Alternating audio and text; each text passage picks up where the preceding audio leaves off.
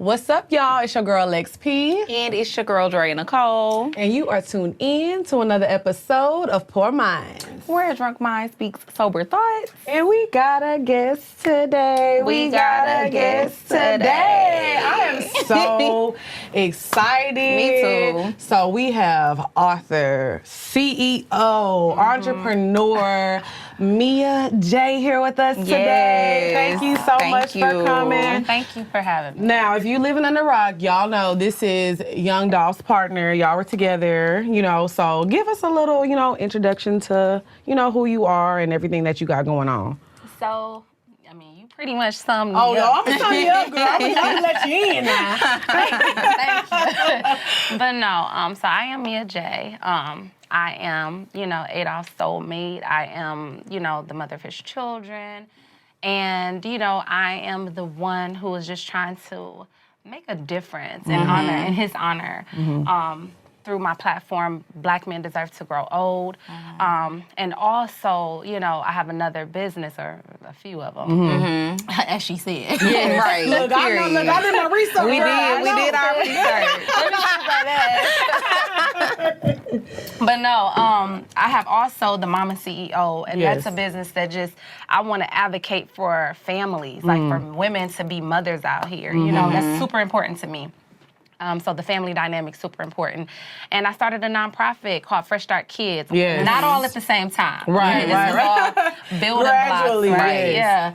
Yeah. And so I have a nonprofit, Fresh Start Kids, that just aim to educate parents and caregivers on how to properly take care of our children when they first come into this world. Right. From the nutrients that they consume to like just the things, the environment and things like that, like a holistic point of view from just raising a child. Right. So, it's crazy because we actually talked about that on the show before, because I feel like growing up, I always had a super unhealthy relationship with food. Yeah. I felt like I had to finish my food or I would get in trouble. And it was like, it was just teaching me unhealthy eating habits. Like, we got to learn, like, if you full, you can stop eating. It's okay. Did you feel like that, or did your mama say, if you don't eat that damn food? Yes, that was my mom. That was my mom. It's going to be going away. This and that. And see, my mom wasn't really like that, but I just feel like I used to eat a lot of things out of convenience that now I wouldn't eat necessarily. Like, and nothing is wrong with it if that's all that you can get, but like, I'm not going to eat McDonald's and stuff, and I'm going to try not to feed that to my children and stuff too, but I feel like growing up,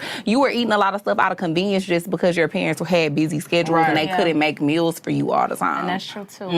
We came up in the era, I don't think parents was as conscious as what people are becoming. It was, not to say, like, they had other things that I think that we lack here, so it's like a trade-off, I think.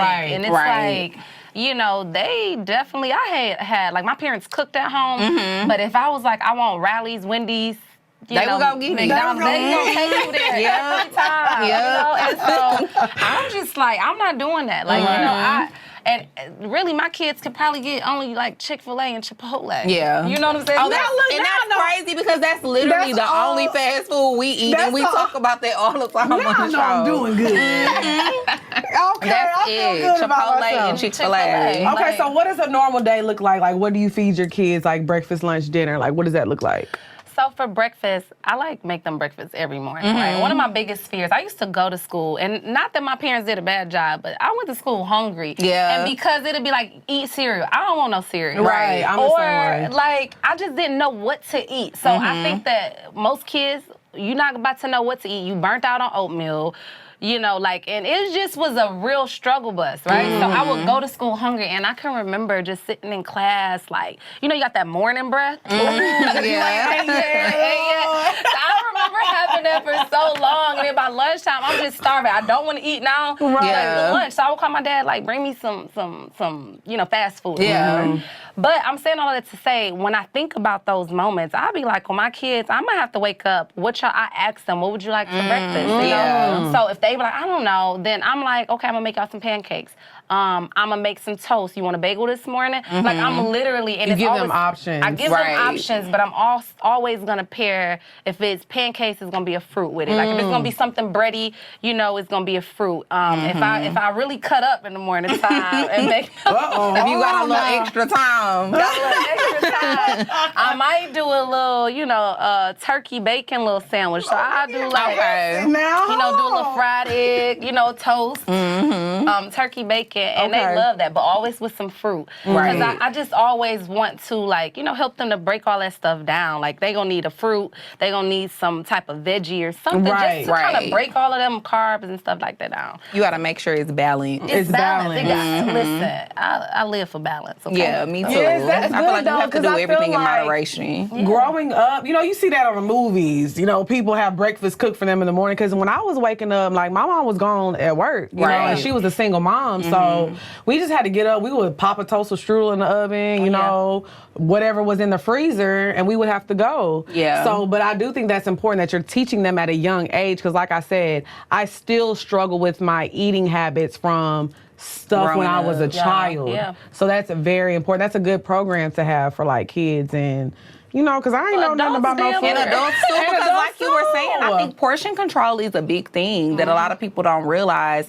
It makes a huge difference. You don't have to eat everything that's on your plate. I feel like so many people overeat all the time. Listen, I know when my journey to first losing like a lot of weight, I would go to the restaurant and ask for a to-go plate, like as soon as my food come out, and literally like go ahead and like I'm gonna save this for tomorrow. Yeah, and then somebody was like, put salt on it, you won't eat it. And I'm like, I ain't doing that. I ain't wasting no money. I ain't there yet now. No, just bring me that to-go box so we can go ahead and put that to the side. Right. But yes, portion control, that is a major thing. So how much weight have you lost? Like when you said you lost some weight? Now this was years ago. This was years ago. But I've always kind of been like, I'm like a 10 like 10, 15 pounds the max, but like 10 or less pounds. I be like fluctuating between. I think that's how you are. Yeah, that's how she is. I'm up or down 10 pounds. Yeah, me too. I recently lost 30 pounds. Oh, congratulations, girl. That's good. Now look, I had and a it's little been help. like in the past, like 3 months? Yeah, it was from May. Now I got a little surgery. I got my boobs reduced, so my boobs were really big, and I just got a breast reduction. But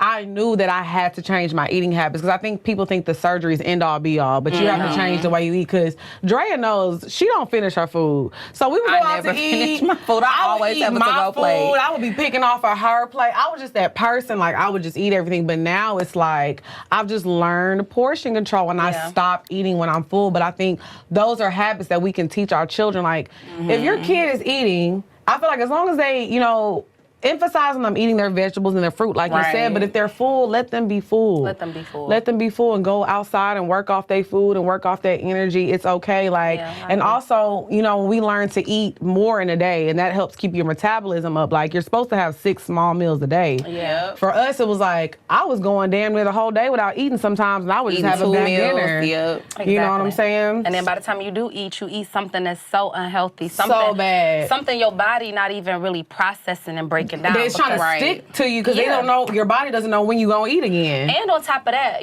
what I learned through doing Fresh Start Kids and what even inspired me to do it, a lot of these foods that we eating have so many chemicals that like if our body is amazing, first of all. Shout out to God. Yeah. Okay? Because like literally he did his dang on thing when he put for real. So, but when he put us together for real, like it's like fruits, veggies, nuts, everything that he created, like our body can process and break down, right? Those things is man-made. Like if you read the back of a label and it say hydroclox, you shouldn't be consuming it. You can't do that, and your body does it. Like when it goes into your body, and by no means, let me put this disclaimer: I'm not a medical doctor. This is just like, cause look, girl, they gonna be in the car like she don't know. Listen, it's like literally, this is like physiology, biology 101 that we should just all know and understand, right? Just to better take care of our body. It's our temple, right? And so it's like if you can't read it, you can't understand it. When it goes into your body doing the same thing. Like this is some foreign material. It breaks it down and it stores it as fat, and it never breaks down. You know? So when you like grocery shop and stuff, are you only buying like organic products? Do you like make your own juices and stuff at home and stuff too? I used to do that. Like I fell off a little bit, but I think I've created a routine, like a habit. Like I know what to buy. Like for a long time I did read the back of my labels. I even got Adolf. Like Adolf So like 2020, the pandemic actually helped him because he had never really, he wouldn't go in no grocery store. He was like, I just got off the road. Right. Why you sending me, right? But in 2020, we started going and it was like fun to him. Like I got pictures, like we would literally it's like. So he was on his healthy stuff. Right. He's always appreciated me being a health conscious person, so he was always on board, but he never physically did it, like went inside and was a part of the process. Right. Okay. So seeing how I pick out groceries, like, oh, we're not gonna pick up that bread, we're gonna get this bread because, and he asked questions like, well, why you get this one instead? And I would tell him, right? So it would be like a field trip. Right. And we would come out $600 later on a whole bunch of stuff that or whatever, like he would just go nuts, he would just go extra, just be extra in the grocery store because he was so excited about this. But I think that's the thing, though. When you start eating healthy, you actually really feel it, too. You do. I feel myself, like, I have so much more energy now. Like, I can just move better. And, like, I have more energy in the morning. Like, I think that is so important that people don't realize. And I think a lot of people, too, think that it has to be an expensive thing. But I feel like you can still eat healthy and be budget conscious, too. Right, of course. Aldi, I ain't gonna even lie to y'all. If y'all sleeping on Aldi, it's like... Okay, I never go there.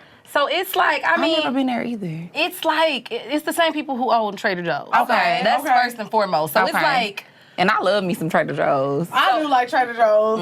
So for like young people and stuff like that, Aldi being a lot of times, it's not always, but it's in like a lot of food deserted areas. Yes, So places where people can't get access to fresh food. Those are called food deserts. Right. And so they're there, but it's like you'll want to look at it, you know what I'm saying, and thinking like, it's like Save a More or something like that. It's not that. Like, it's like a baby Trader Joe's. It's a version of Trader Joe's. Right. And it's like you can come up out of there with a whole gang of groceries, you know, and good stuff. Like, it's kind of like Trader Joe's. Right, that's why and spend I think that's what scares people away from eating healthy because they feel like, okay, it goes bad fast and it's expensive, you know. So listen, we gotta, especially as Black people, we talked about this on a past episode, like we do not pay attention to our health enough. No, we don't. You know? And I also think even if like your concern is like stuff going bad fast, there's a lot of tips and tricks where you could preserve your food for longer. I always freeze my vegetables and fruits. I'm gonna be real with y'all. Y'all want me to be real? Yeah, well, look, that's what we do here, girl. That's an excuse. Yeah. I think what it is, people don't want to make time.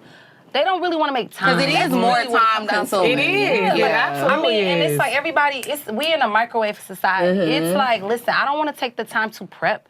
You know what I'm saying? I don't want to take the time to, I see this bug. And I'll be like, every time like a dude or somebody be like, they acting funny about a banana or a bug on something, I'll be like, you done put worse things in your mouth. Worse things in your mouth. Let's be real. Like, you worried about a little bug, a little gnat. You worried about a little brown spot on the Okay. All right, then. I'm going to let you have that one. Don't worry about it, sweetheart.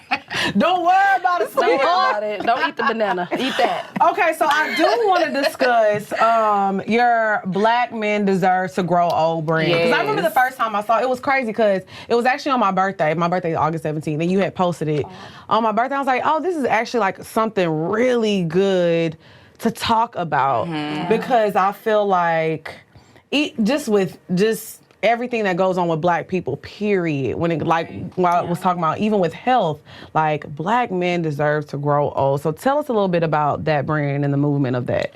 Yes, so Black men deserve to grow old. I started that because, you know, a lot of people don't realize that has learned about me or like the brand and whatever until recent. Right. But I started that. I lost my brother. My brother was 3 years older than me, right? Yes. And so, like, to visualize or conceptualize what that looks like, if you look at Aria and Trey, my children, like, the connection that they have, like, that was me and my brother. Like, you know, just there, close, like, you know, super friend. close. Yeah. So, you know, I lost my brother in Memphis to gun violence. Now, my brother, he was like, first of all, he owned a car dealership, right? He was, he always was like that. What you call it? Like you knew he was gonna be a preacher, but he didn't. Like he just kept on trying to run. He kept on trying to run from it though. The prophet. That's right. She always got a good word. I don't think I'm gonna be a preacher. I mean, I'm saying, but some people just always got something good to say and it makes sense. My brother, he was that, but I'm gonna tell you, the other part of it is like I think he wanted to run from it because it was like I'm not ready to be held accountable at that level. Yeah, that's scary. That's a lot. Because That's a people lot. when you start saying how much and confessing how much you love God and that being your thing, people be like, well, why you do that? You smoke weed. Don't you be looking at them women? And he still had demons that he was still trying to overcome. You know what I'm saying? And not bad. Like, it was just like, I just don't want people to put me on a pedestal and I'm not ready yet. Right, So, exactly. but he was still like a really good servant of God. Like, he really, like, I'm working towards, my goal is to have Christ Jehovah. That's what he would say, right? But he was a really good dude. He ended up being killed by one of his customers. Oh, over wow. a $3,000 car that had like 200 and some thousand miles on there, right? And over, like, they like, oh, I got to put more money into the car. And so my brother, they had worked out a deal like a day prior, like, hey, my brother was like, I'll put $700 towards your repairs. We can get my mechanic on it next week, and like he came in super irate. My brother had a family of 40 that day at his car dealership. His business partners were there, and he diffused the situation. And literally the day before he got shot, I talked to him, and I was just like, he told me about it. He was just so worked up. Like, my kids saw that, they was worried, my wife was. And I was like, you feel like it's something that you should be like concerned about? Right. And he was like, nah, man, we shook hands, and he said he understood. I told him, like, man, we not about to be doing that out here. Like, I'm an honest businessman. Like, we And can this work was a this black out. man. This was a black man. Black man, black young man. And he ended up apologizing, shaking my brother's hand, and they had this deal that he was gonna get it worked on. Literally came back the next day. It was nobody there. My niece was there, not his daughter, but one of my other brother's daughters. Okay. My niece was there, her friend was there, and my brother was there. And literally the man came in to try to rob my brother. And somehow, we haven't even gone to hear the facts about exactly what happened, like what went wrong or whatever. We haven't had the trial yet, but he ended up, based on what my niece was saying, what she said at the time, and she was still here. She was like, he was walking towards, like, it started getting loud, and he shot my brother. And my brother, he was fighting for his life for a few days, for about 4 days, and he died on the 4th day. And that right there was like, such a messed up, like, I just couldn't believe it. Like, it was like, wait, what? Like, I lost my brother? Like, this is crazy as hell. Like, and I just knew when he got shot that he was gonna pull through. Right. It was like, I knew he was gonna pull through. And when he didn't, that right there, it fucked me up. Right. You know what I'm saying? Yeah. Like, that was the precursor to my grief journey. Right, You know what okay. I'm saying? To as it evolved, right? And that really, like, I just had to go to counseling. I had, like, a spiritual coach. I thrusted myself into, like, trying to understand, like, so many things that my brother, like, what he inspired in me, and like, just reflecting over him and our journey together. You know what I'm saying? And that's when I was like, I'm gonna do Mommy Yo. Like, me and Jeremy talked about this. He inspired that, and I want to be able to help his family and stuff like that. Like, just something that he inspired of me that I can be able to birth to life, right? And I was like, in Black Men Deserve, I ended up saying, like, the following year, like, after his 1-year anniversary, I was like, I'm gonna end up, like, pushing, like doing a campaign, not a business or anything like that. This was in 2019. 2020, So right? my brother was shot in 2020. Okay. So in 2020, that's when I started the Mama CEO, Mama Yo, because it was like something that me and him had talked about. Like, I don't even understand why I recorded a conversation of us in 2019. Wow. And I was just like, you saying some good stuff, let me record this, and recorded this. That profit. Man, and like, when I tell you, I was just like digging in my archives, like, for videos, pictures and everything. Unlike my brother, unlike Adolf, my brother, like, he wasn't a celebrity. So it's like, with Adolf, you can be walking down the street and hear his music. You know what I'm saying? You can see his face. You can see anything. It's like his videos, his interviews, and all of that. Always saying some real shit. Always saying something real. Yeah. Always. But for my brother, that wasn't him. Right. So I'm like telling my family, like, dig everything you have so we can have that for the kids, and so we can be able to cherish these memories, right? So when I came across it, I ended up starting Mommy Yo and hit a brick wall because I was so hurt. Like, why would somebody take Like, why would you do that? Like, over something so small. Something so small. and that he was trying to really help you. Right. Listen. And work out with you. Because I ain't never been to a dealership and they was telling me what they gonna help me out. Listen. They usually ain't trying to help. Why is violence always the end result? You know what I'm saying? Like, I don't get it. Like, why? Like, what is wrong with you? Like, bruh, it's you could have if it really came down to it, like, bro, I'm gonna kill you or you give me $3,000. I'm quite Give me sure the option. My He brother would've gonna gave say, you know what, I'm you- gonna give you $3,000. It's not where that came from. Right. Exactly. Don't even worry Yeah. about it. Like, but for you to take somebody's life or attempt to take somebody's life, however that, like, it's just like It's nasty. it's like, is. it's so really unfair. ugly. And it's unfortunate that it seems like that is what a lot of people always resort to first. And it's a lot of the time over money and over material things. Or and even still, it just be like, I mean, with that being the root of it, it's all type of, it could be a woman, it could be whatever it is. It really be a split-second emotion or decision that's about to cost these family members a lifetime of pain and hurt and whatever, and yourself. You know what I'm saying? Because you done lost your life. you losing your life. And even if you don't get caught, like, it's like, you can't tell me that the misery and the agony of taking somebody's life doesn't affect you. Oh, yeah. Yeah. It be the demons that be. Are you just that not you gotta human? deal with. Oh, yeah. Like, that has to affect you. It has to live with you every day and haunt if you it every day that doesn't, I did that's the this. problem. Right. That's the problem. And I don't know, like, you know what I'm saying, how these people who take the lives of others, like, for me, how you sleep at night? How do you sleep at night? Like, it would eat me up, you know? But it's like, if it doesn't, it's like, I see that you're a person that have more trauma, and it's something underneath the surface for you. Like, something happened to you to even get you to that part. To, you know? Well, were you saying that because I did read something that you had said in the article, and you were basically saying, like, we have to get back to the black families. And you were saying, like, trauma starts with the black family. It does. Yeah. And the importance of that. But I do agree with that. I feel like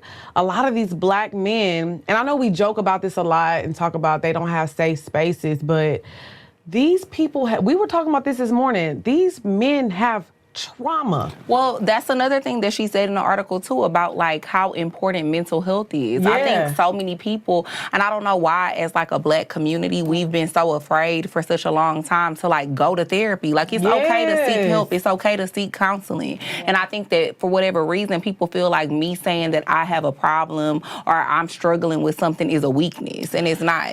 I think people facing reality, I think it's so much easier for a lot of people to live in this fictitious world. I think that's why social media, it works wonders. Right. You know what I'm saying? Because it's like, meanwhile, my reality is this, but I can create a whole new me, you know what I'm saying? New reality for myself. Yeah. You know what I'm saying? That's true. That's easier, right? And I think it's just easier for people not to deal with their problems. Like, for instance, let's give an example, like finances, right? Do you know how hard it is for people to face their real for real financial picture? Like, if it be like, you know, you talking to somebody that you want to invest with or whatever, they're like, send me all of your banking statements and da-da-da-da, and it's like, well, you know, like that. I don't You really feel wanna so. send it, yeah. You don't want to feel so naked and vulnerable. I had to do that I mean, we just started our business and I had to do that for the first time. I remember Ash was like, send me a bank. I was like, we had look, to send him all our Ash, stuff. look now. Because you feel like you want to be judged. Yeah. You feel like somebody going to sit there and be like, so you telling me you got on that Rolex and you don't got no.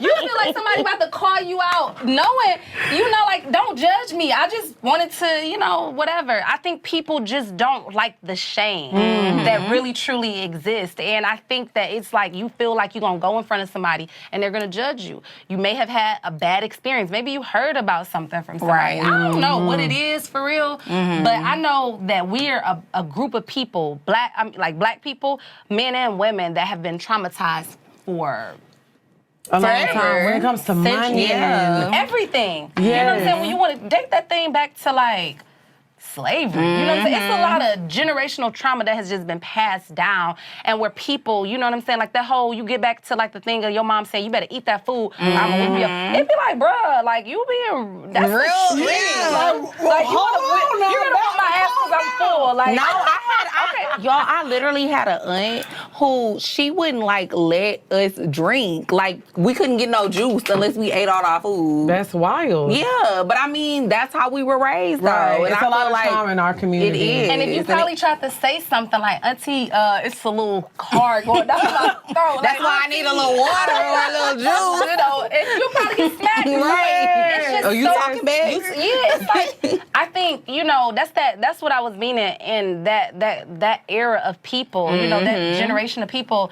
It's like they weren't as conscious in their parenting and the effects, and I think it was just that they were just in the routine. They didn't question. I think we're the people of the wait a minute, like why, or you know what I'm saying? Try to buck, not so much a buck the system, but like we seeking more of an understanding, right? You know, or what I don't wise, and we're talking to our children now. We're understanding how they feel, you know. Trying at least, you know, at least we attempting, you know, and just in parenting. Do y'all have your kids? Not yet. Not yet. Okay. But I just think it's more information these days too. And I feel like with the older generations, you can't really teach your children shit that you don't know. Exactly. You know? Exactly. And I feel like, but with this generation of parents, like you just have more information. And that's really what it boils down to. Because I feel like we grew up thinking our parents, our grandparents had shit all together. But now us being the adults, we realize like they didn't. Because I ain't got shit together. Yeah. Right. Like I thought they had it together by this age. I thought they had their shit together by 31. Like, no, you still trying to figure shit out. Like it's no blueprint, it's no book to life. You gotta figure that shit out as you go. You gotta figure it out. And I just think that, you know, in terms of where I stand, like starting BMDTGO, like after my brother, and just trying to figure out at this point, it was like I was 31 when my brother passed. Okay. Let me see. I was 31 when my brother passed. It was like, what does life mean? You know what I'm saying? Like, how to, like, shit, you get old, you start losing people. I didn't consider myself that old, but, you know, I guess it's like you got to accept that you start to lose people. Yeah. So then how do you process that? You know what I'm saying? Like, how do you honor people that you love and that you lose? And that started to be my running thing. Like, how do I continue to heal, but how do I honor this person? And, you know, for my brother, I ended up, was like, I want to start Black Men Deserve to Grow Old as a campaign to help his family. Because I'm like, even though he had things lined out for my sister-in-law, like, they have 4 children together. You know what I'm saying? Like, they had 4 children. The youngest at that time was like 6 or something like that. Wow, you know, so it was like, even still, you know, like, when you don't think you about to die, you ain't preparing that much. You're not. You know, even like having a little life insurance is cool, whatever. But it's like you got 4 kids, 3 of them still in school. You trying to put them in private school. You trying to like pay for mortgages. You got a business. That's what I was about to say. The business on top of that. The business. That's a lot. He had just pulled her out of. She was a teacher at the time. You know, before he passed or whatever, he was like, you know, I want you to be home. I want you to like, we about to build this business because I finally got it to a point to where I need you to do this part. So he pulled her out. You like, because I want our kids to have more full access to him. They need one of us to be a little bit more accessible. Right. And so he did all of that. So my heart at that particular time, it was like, it went out to her. It's like, I need to be able to just be some sort of supportive role, system. You know, for you. I'm going to start this campaign, raise awareness, you know, and maybe, you know, like, once a year, I'm going to do this campaign, right? Selected a few more people to participate in it, like people that I knew that had lost their loved ones, the fathers, the brothers, whatever. And it was 2 more families. So I did that, and I was like, look, I'm trying to, you know, like, reach out to people and, like, try to raise awareness around Black-on-Black crime. Because, you know, Black Lives Matter exists to be able to talk about others killing us. But I'm like, come on now. What about us killing each other? Because I feel like that's something that we have to talk about with the younger generation. Yep. And I think that we got to talk about it's so many woke folk that like it'd be cool and stuff like that to hear a perspective from them. But at the same time, everything isn't a debate, y'all. Yeah. Like it's like you instead of you being able to say like, you know, yes, this is a problem. Like, Black people do kill Black people at alarming rates. It's always this rebuttal. Like, we on debate Right, we can't worry about them, but we killing each other. But it's like, okay, let's get to the But these problem. folks will literally be like, you know, but that is a divisive, like, to say Black-on-Black crime, that is a divisive tool that they use, that white people created to da-da-da. It's like you want to... No, but it's a thing. But it's a thing. It's a thing. It's very real. You're like, arguing a mood point. Like, that's not even, okay, I feel you. Even that's... I'm gonna give it to you. That's true. Right. That's true. I mean, and it is true to okay, an but extent. now what? Right. But we still kill each other. What can we do to solve that problem? That? What can we do to stop that? Because we actually had a conversation right before we went on stage. It was just kind of like, I was like, I cannot believe this is still going on. Like, because PNB Rock had got killed. And we started bringing up, like, you know, like Pop Smoke. And it's like, and you think about the stuff that was going on. They were being robbed. If you want to rob somebody, that's the lowest of the low. But just, why you got to take their lives? Yeah, I mean, Rick Ross had made a post, like when PNB Rock died, and he basically was just like, the thing about getting up, grinding every day, hustling every day is to go get your own, so you can have your own shit and make your own money. It's insane that people are out here killing people for they shit, like the stuff that they worked hard for. Right. When you have the same 24, you can get up and try to go get it, and even if you can't, you don't have to take somebody else's life. Like, that whole situation, I'm gonna be honest with you. That triggered me so bad. I'm sure, It triggered me so bad that I was just like, I didn't even realize that I would be that trigger. You know, to be honest with you, just because it's disgusting. It's the very thing, like, my brother they tried to rob my brother, right?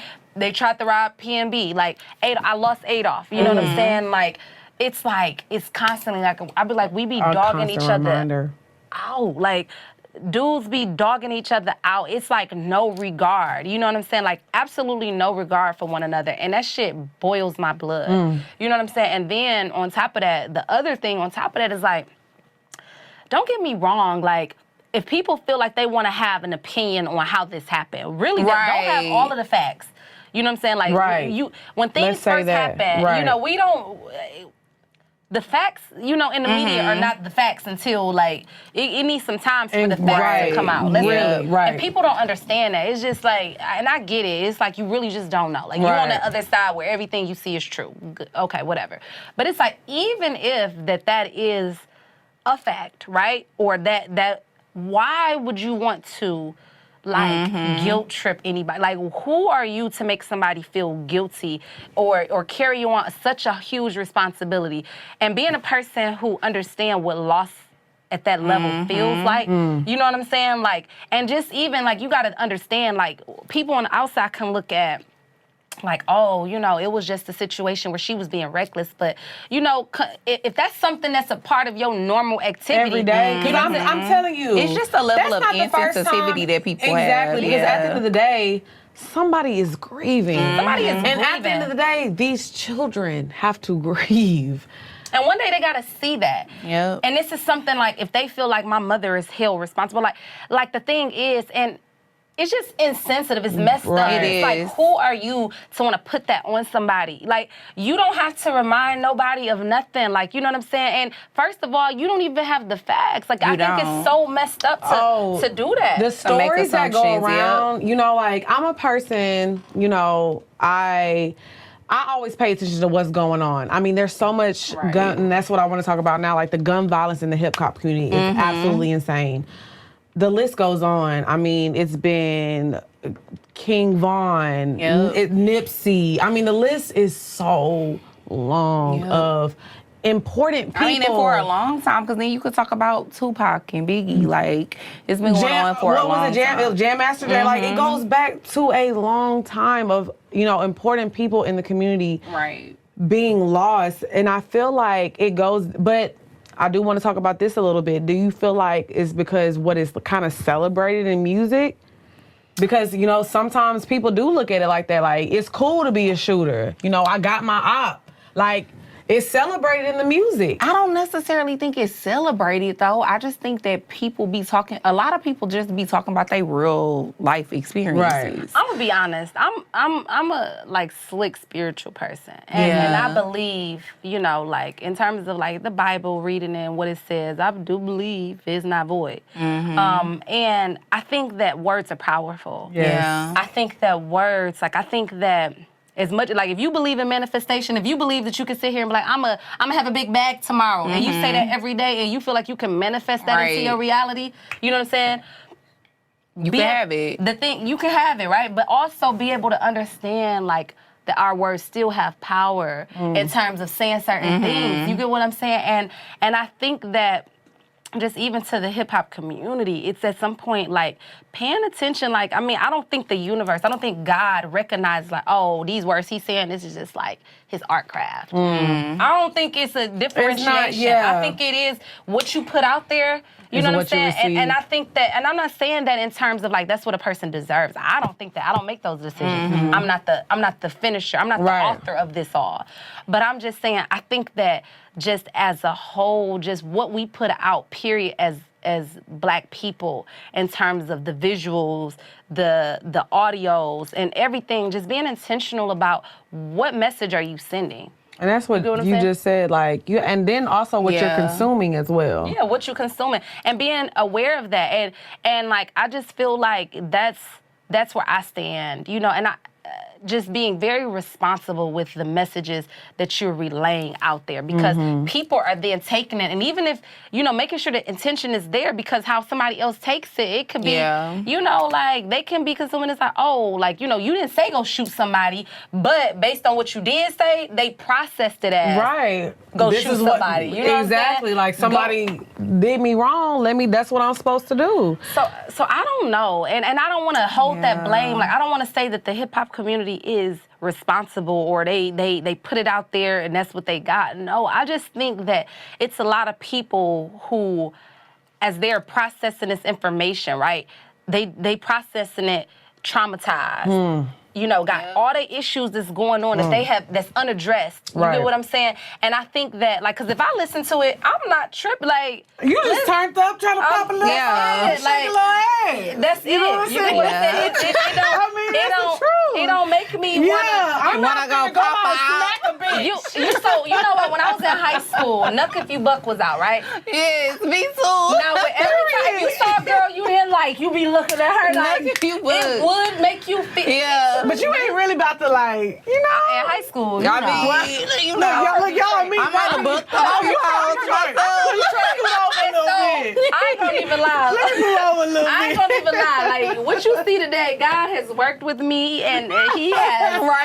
Listen, because I was definitely one that would be like, don't judge a book by its cover. Like, that's this one. I was the same way. I used to be very rowdy, same. I feel like God has. No, I feel like I am so much calmer now. Like from the time we met to now, I feel like I'm way calmer. I do not. You actually are. You ain't put your hands on me in 3 years.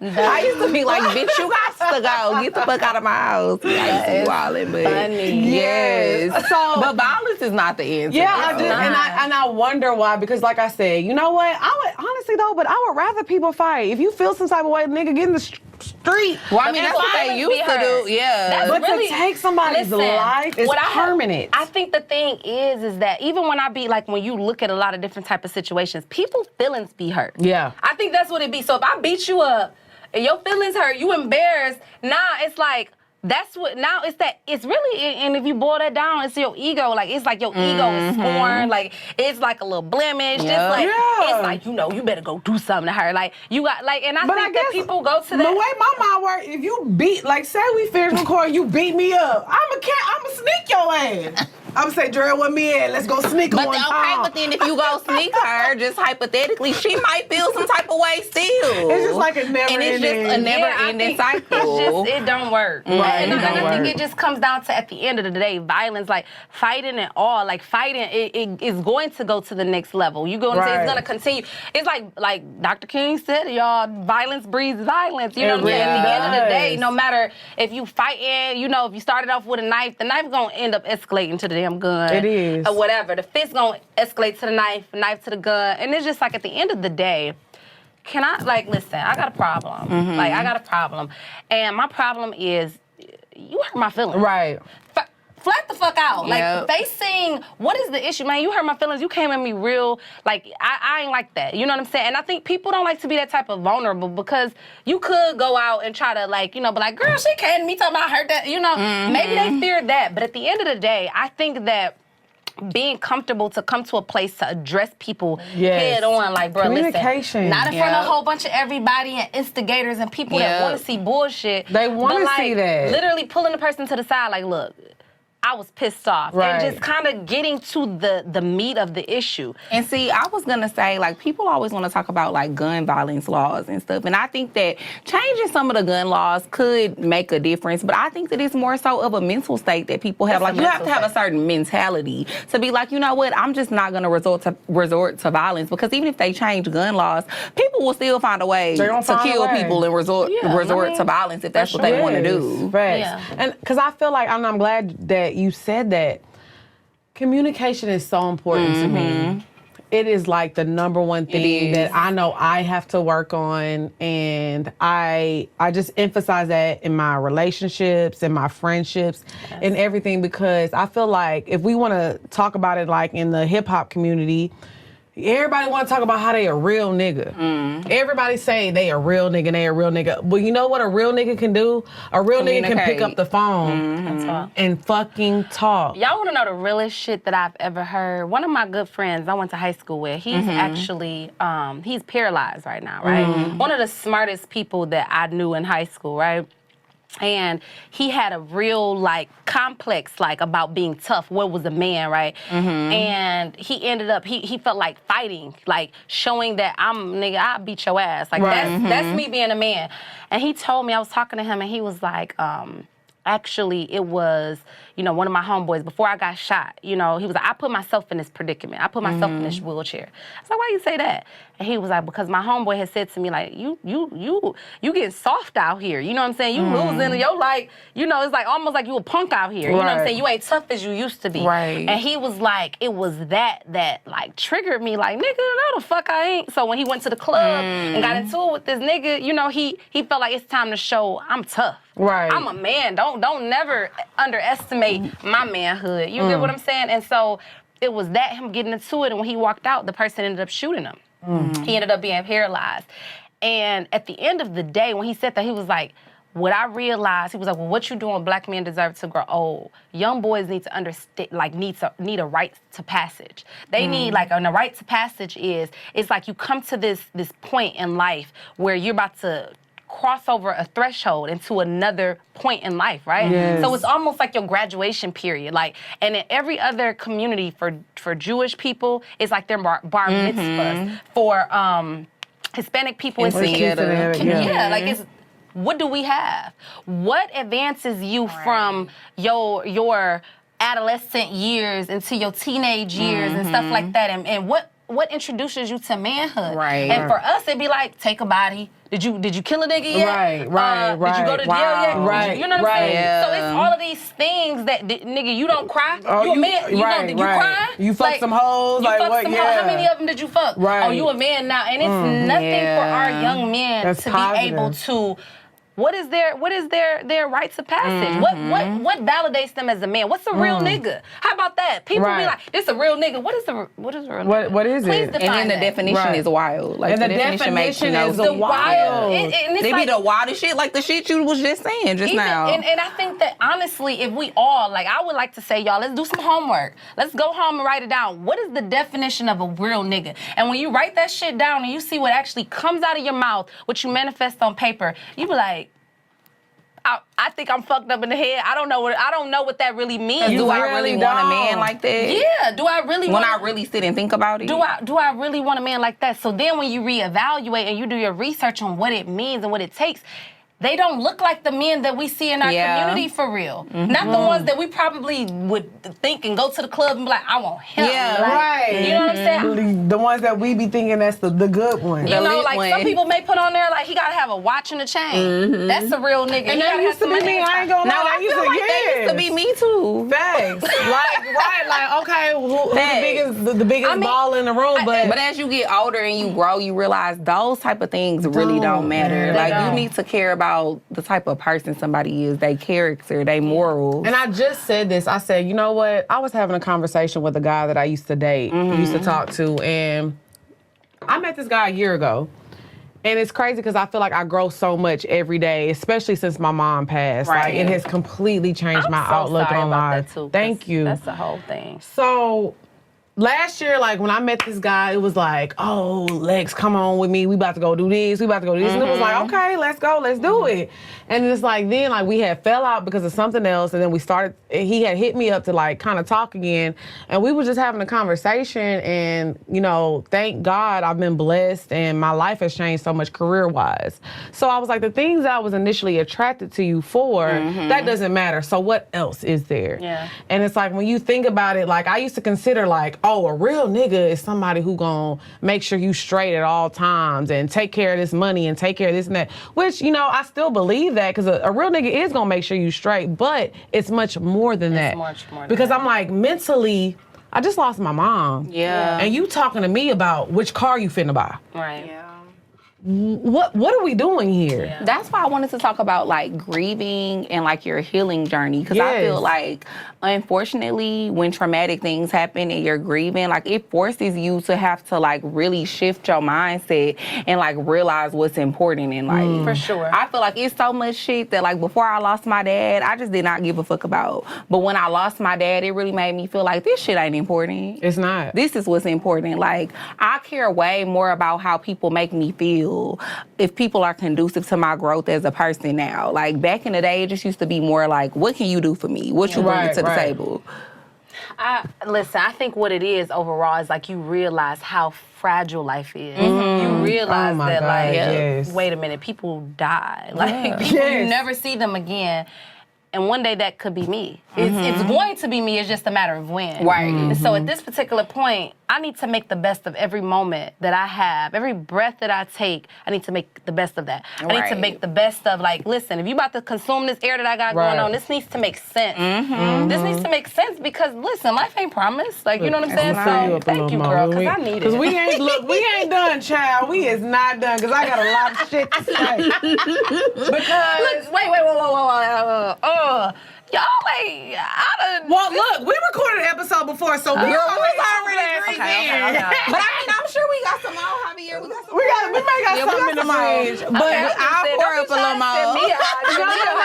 No, girl, we in this together. No, trust me, we in this together. I've been trying to hold it together over here. I've been shaking. Buddy. But you know what's crazy? Like, I will say this about my grieving journey.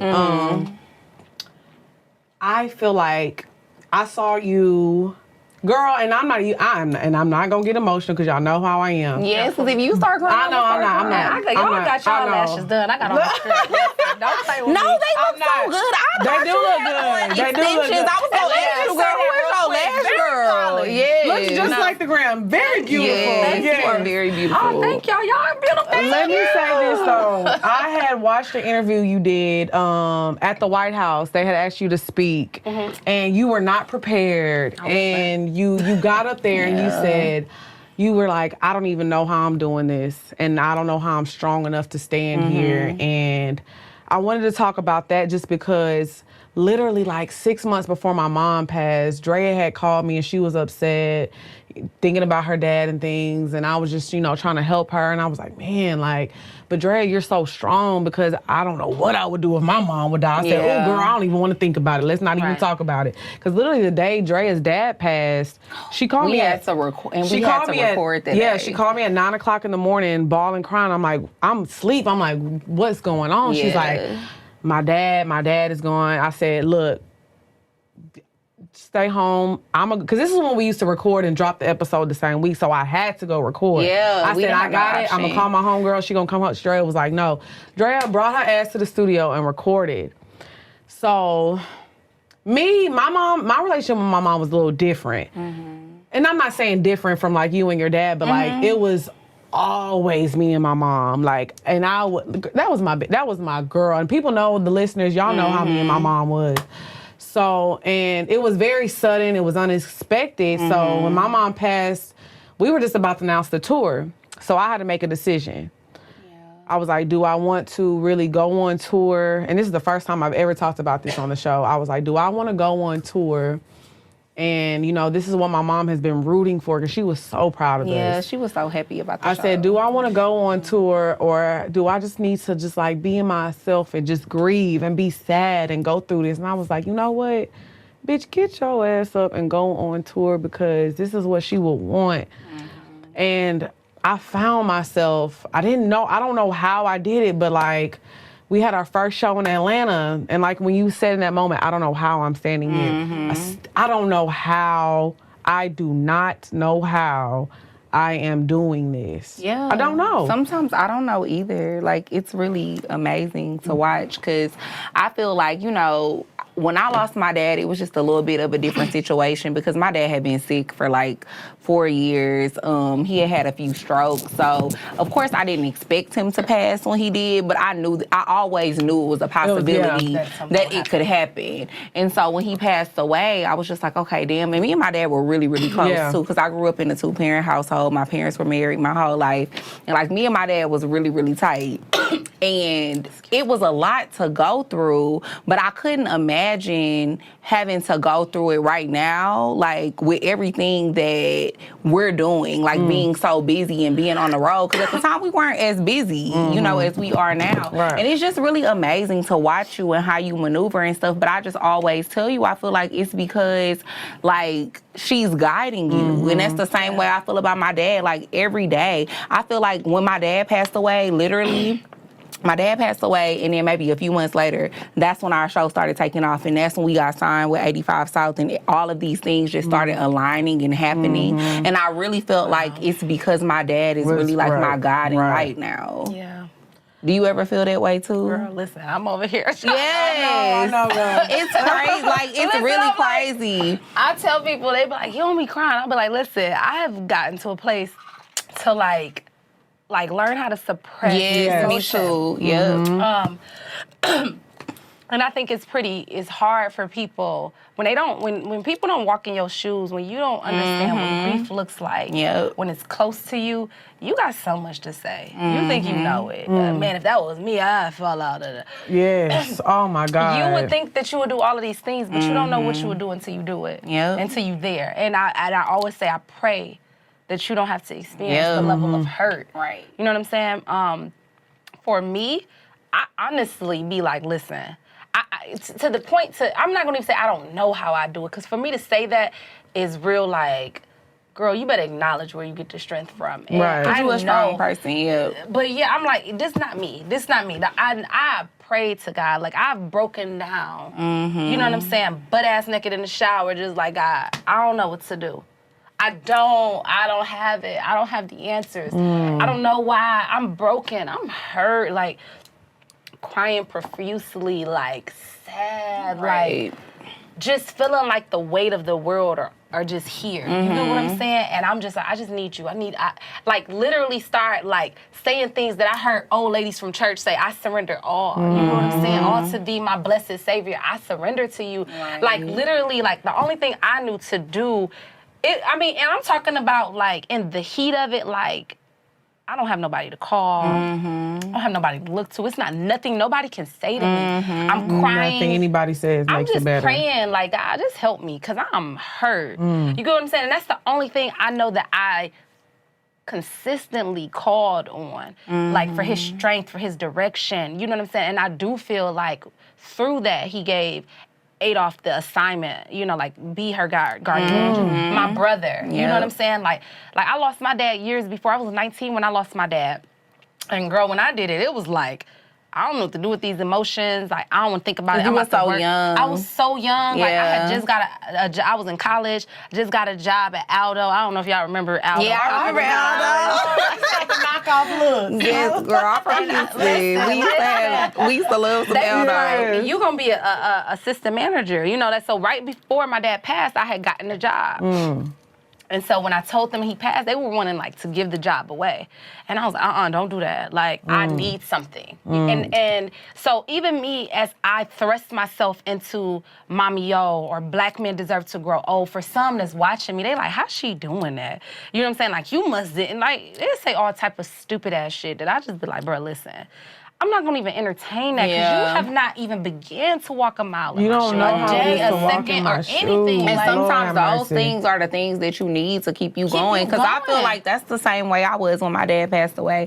I felt like, okay, I'm going to put all my all in to pour mine. Like, this shit gotta work. I have to have something to feel like I'm living for right now because I don't. Like, it's like from a loss, there's a birth. You ain't having no babies, but you birthing like new life in your business, like your purpose, your it's so much that happens in those moments that people on the outside who haven't experienced, you will never understand. You'll never understand. You know, and that's what I 100% relate to both of them. Like, I don't know, you know what I'm saying? But I feel like I've been positioned to be able to have, like, when I open my mouth, it's for a reason. It's for a purpose. It's intentional. Like, and it's like I can tell that, like, okay, like, my life is ultimately, all of our lives, like, this is not something that's within our control. Like, we have an illustrator, we have an author, we got a person. Nothing happens by chance. It doesn't happen by chance. And because I acknowledge that, I just see how he's directing. He's opening the doors for y'all, for you, like, for both of y'all. And he's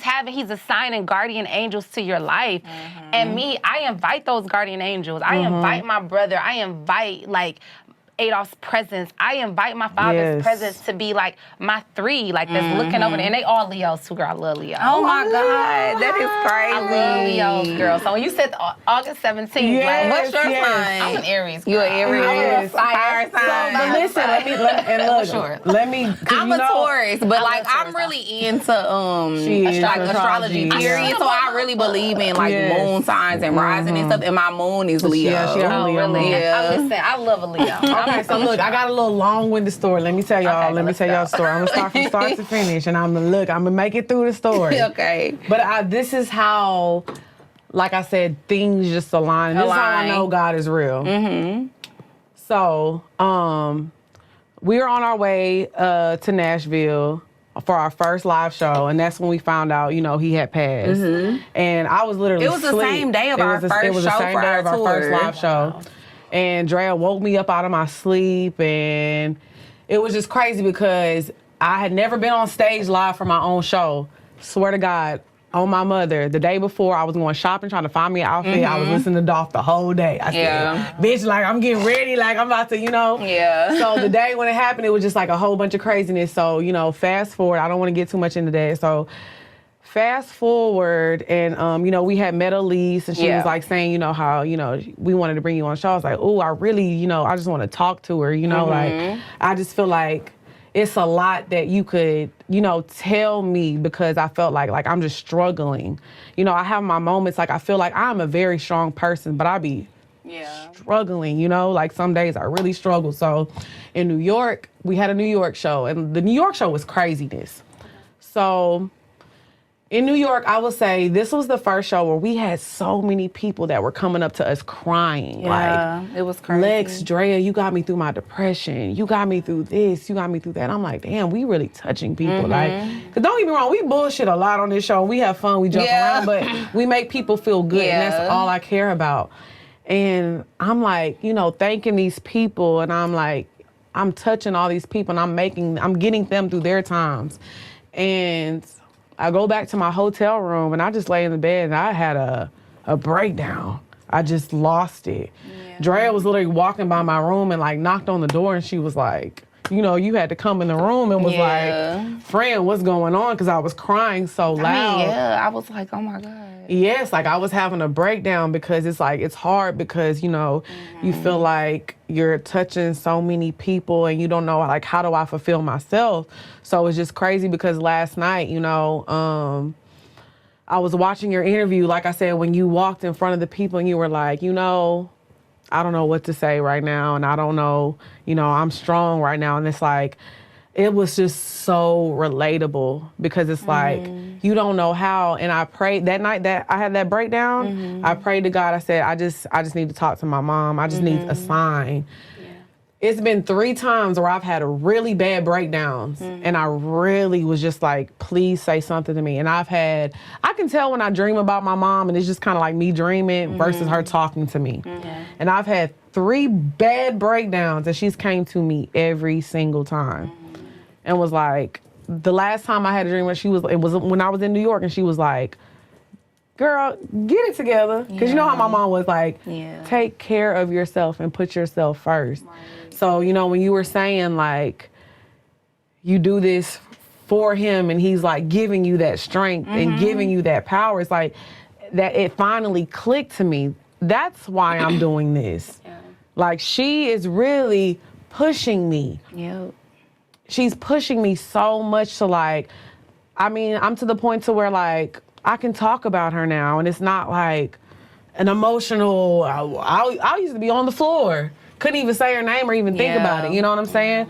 But I think a lot of things that people need to realize too is that it's a healing journey. And it's hard. It's a journey and it's long. Yeah, it's hard too because it's like bittersweet because it's like you have this person that you love so much, you care so much about this person, and like everything that you're doing, everything that you're experiencing, you wish that they were here to experience it with you, and you know that they would be so proud of you and the person that you're becoming. But it's like, and I guess in a sense you are still sharing it with them because they're still watching you from where they are, but it's just hard to look at it like this sometimes. Like, you be like, fuck, I miss this person. Like, I wish they were here. I'm living in my purpose. I'm fulfilling my purpose, and I'm happy about that. But I wish you were here to experience it with me. And mine is a little different, just because I feel like it'd be so bittersweet. It's like a thing to where, like, before this happened, right? So Adolph was really, really big on people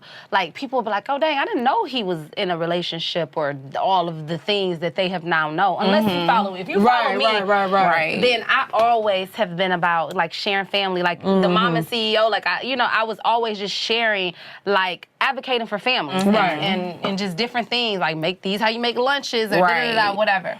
So, but if you did not know, Adolph protected us so much, you know, and he would try to explain it to me. And that's the thing, even going back to PMB's girl, like, he would try to explain stuff to me that because I just lacked an understanding, you know what I'm saying? And I would just be like, why, you know, and he would be trying to explain it in like my brain, because you be on Instagram so much and you see all of these, let's normalize. Everybody want to yell, let's normalize, normalize. I'm like, won't you normalize, you know, like putting up your relationship, be like, baby, I'm protecting you. Like people, this shit is crazy out here. It's very ugly. So he always like saw the side that like shit is crazy, people be crazy, people will come for you, da-da-da. And I'm like, you know, these people over here, they do it. He like, we ain't them. And so it be kind of hard. Like, social media be kind of hard. Fucking with your mind. Processing things, you know, reality and all of that type of stuff. So he just really tried to protect me. He was like, listen, I don't need you to contribute to this household. I got it. I don't need, listen. I know that's right. Adolph was like. We love that, period. Listen. How it should be. Yes. Listen, I was blessed. I am blessed. Yes. Let me say that. You know what I'm saying? It ain't even in past tense. I am blessed. Adolph was like, listen, I want you to be there. I want you to be available to our children. They need you. They need you fully present. And I'm like, okay, so if I do this, can I do, you know, like how, I got purpose to fulfill. And he like, listen, as long as the household don't lack, you good. So I had made it in my mind, like, once I do all my household chores, I'm gonna do this. Like, you know what I'm saying? And literally, it got to the point to where it was like, I heard him. I did finally come to understand. I was like, you know what? It don't matter, because you got him. Yeah, and it was like, I knew that I had purpose to fulfill, but I was just like, Adolph, you know, I'm doing this for my brother. Like, I'm doing Black Men Deserve. I'm going to push that. The mama CEO, I'm going to push that because, like, these families, they need to hear this, Adolph. They need to see that you a family man. Like, and he was just like, Mia, I don't want people seeing, like, they don't have to know my personal story. And he hated that. And I was like, well, baby, like, this is important. I feel like God got me doing something. And he just was like, whatever. So, literally, I was like, right before everything happened, I was like, okay, so, you know, what Black Men Deserve, like, I want you to be a part of this. And he was like, Mia, if I be a part of it, it got to be big. I do big shit. And I was like, well, I mean, how you want to do it? He's like, Mia, I don't know. I'm going to think about it. I'm going to let you know. And I'm like, okay, well, you know, like, you know, just let me know. And literally, like, I'm telling you, this is like early November into October. No bullshit. Like, literally, he had said the words to me, like, if I do something, it gotta be big. Like, and I'm gonna think about it, I'm gonna let you know. And when he passed, I was doing this from August. I launched it 2021 in August. And people were like, it was like, okay, I think that's a good thing, but like I was putting out statistics on how we kill each other, all types of things, right? You know, and literally when he passed, it was like so many people. It was like it took the passing of him for the message to be heard, and that crushed me because it was like I dang near like felt like y'all mother. It was just like it took for like this is what I've been talking about. Like this is a part of it. Like you know what I'm saying? It took for me to lose this person for people to actually understand that like black on black crime is a thing. Like we need to. It's real. What we gonna do about that? I'm not gonna lie. You know, we didn't get hit that like Nipsey hit. And you know people when that shit hit, it was like you fucking lying. And I understand you saying your frustration because, like, in going to therapy, like, they teach you, like, the different stages of grief. Yeah. And anger is always, like, the first Oh, stage. You I be was like, what the mad at fuck? my Like, mom. I ain't been talking. I get what you're saying. Like, I've been talking about this. I've been trying to tell y'all about this. But now, y'all like, oh, I get it. And it was like, and then on top of that, so as you know, people like, well, you know, like when people asked me to come do interviews, it was for so long. I was like, I don't want to do that because this is not a success for me. Yeah. This is not no shit that I'm like, you know, oh shit, I'm being called on. Like, I can't even be like how. That's why I said it's different from y'all because y'all can be like, I feel like my mother and my father, they propelling me to the next level. For me, I'm like, I don't like that. Like if somebody was like, take advantage of like I was pushed into. like or don't even like, you know, it's an opportunity. Like listen. Like, I would be telling my team, they probably was thinking I was batshit crazy. You know, they probably didn't think I was batshit crazy. But I would be like, they'd be like, I think this is like, you know, a great opportunity. I was like, don't say opportunity to me. Like, Anything would trigger you. It would trigger me because it's like, this ain't no fucking opportunity. This is my life. This is my life, bro. Like, listen, so if it's something that you want me to do, give me a sec. Let me pray to God real quick. Ask him this way. Like, I would literally probably be like, I'm not that religious or spiritual, but do your thing. Right. Like, I was really requiring people, like, you gonna have to pray before you come to me because this is my life. I just lost the love of There's so, and let me tell you this, though. This is why people are built different. And everything that you've been doing, you different. Yeah, the shit that you doing, it's a lot of people that lost their spouses and lost their minds. No, I know. I had a friend who lost her mom a long time ago, and she lost her mind. Still not the same to like this not day. even spouses, just people that they that close you're to. close Like people be losing themselves after And stuff that's like why that I happens. say- So many letters. I'm telling you, I got what so you're many doing, letters. you built different. Like, and it's not an it's opportunity. It's inspirational. not, but is God knew. You know, He knows who to give their journey And to. that sounds so cliche, right? You hate to say that because it be like sometimes it be so sometimes much. I don't want to be your strongest But that's what I'm soldier. saying. But it be so much cliche. But I shit. am, I guess. But when you go know? through it and it hits you, you realize what the fuck people talking about. Because I used to hate when people would tell Drea, "Oh, your dad he's rooting for you," and I'd be like, "Y'all, And they would be like, "You so strong." And Like you, I don't and I'd know be how like, you but do when it. you going through that, it's like, but it is what it is. And that makes me cringe. That you so strong. I be like, Yes, because you not. because and I'm gonna tell you, I go through the same before even all of this happened to me, when I started having children, I was like, this strong black woman shit that I've been raised up on is It is listen, I want a soft life. listen, like, cause I would be like, you know, Adolph would be gone, you know what I'm saying, taking care of business, and I'd be like, I'm pregnant, like, can you rub my feet? Like, I'm a lady, like, Right. Yes, for real. and it would be like, you know, don't get me wrong, like, he was, even in his busyness, he was so gentle. Like, he's like them Leos, they be like a gentle spirit. I ain't gonna even lie to him, because my dad and my brother were both one. And he still was gentle and be so like, you know, don't want to hurt your feelings. Like, baby, I'm just busy. But when he come home, he would be It's all about you. He would be gentle. He would be loving. Like, you know what I'm saying? But I just was like, I don't want you to be looking at me like I can bear the world on my shoulders. I don't, like, not that I didn't want to. I'm a strong black woman, period. Yeah. Like, don't get it twisted. Right. But it's like, I think sometimes, like,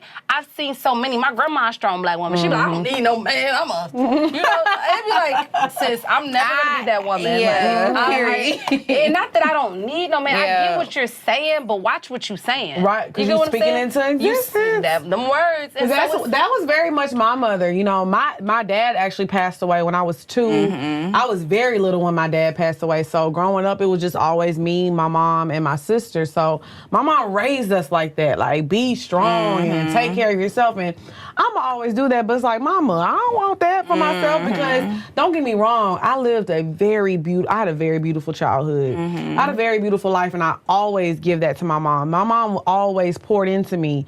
Yeah. You know, when people would tell me my personality was too much and I need to be quiet, my mom was the one like, no, let her do it, you know? Yeah, that's so I always, you know, thank her for that. But as far as how she was when it comes to like working hard, I don't want to work hard.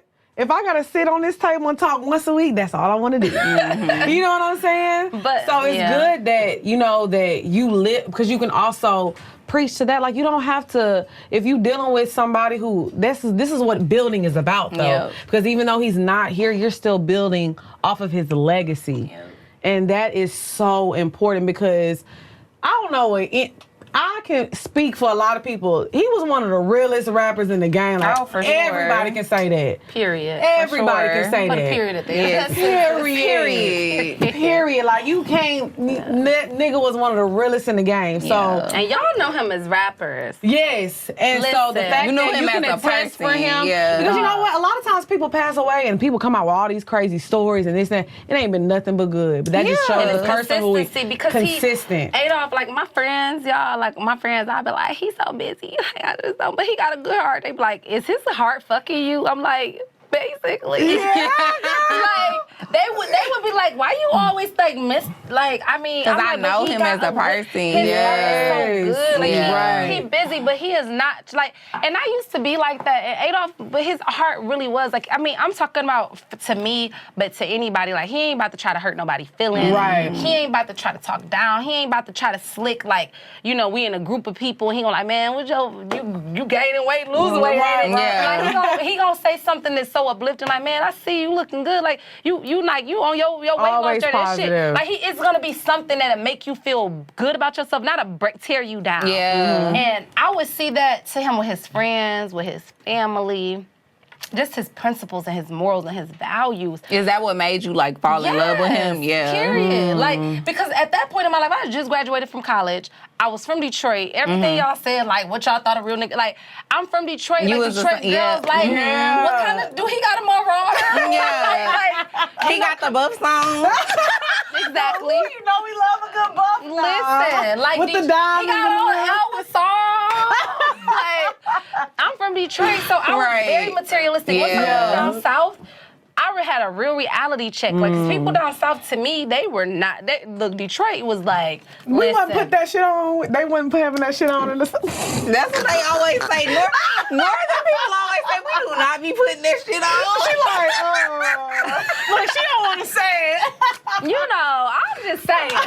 Like, it's sweet enough. Listen, I'm just they used to be having the fires, everything. Yeah, I mean, literally, like, you like, Mom, I need a leather with the fur collar. Yeah. Like, you know what I'm saying? And just all of that different type of stuff. So materialistic. And shout out to Detroit, because I fuck with it. Like, no matter what, that's where I'm from. Yeah. But when I went down south, it really did humble me. And so when I met with Adolph, I'm about to graduate from college. I'm like, I want, like, somebody, like, I didn't want nobody in the streets or anything like that. And so when I met him, it was like, okay, he cool. You know, I did not see that we about to share a future together. And so once I got to know him, and we started having, it was like months of getting to know each other, months. You know what I'm saying?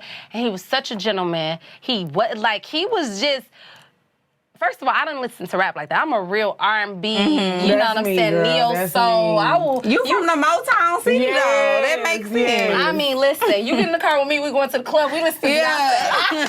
We not, like, listen, like, you better be the DJ. Yes. On my playlist is Jasmine Sullivan and Beyonce. Yeah. Like, and so I didn't know, like, you know, I didn't listen to his music like that when we started talking. He, like, looking like, you don't know who I am, do I? I'm like,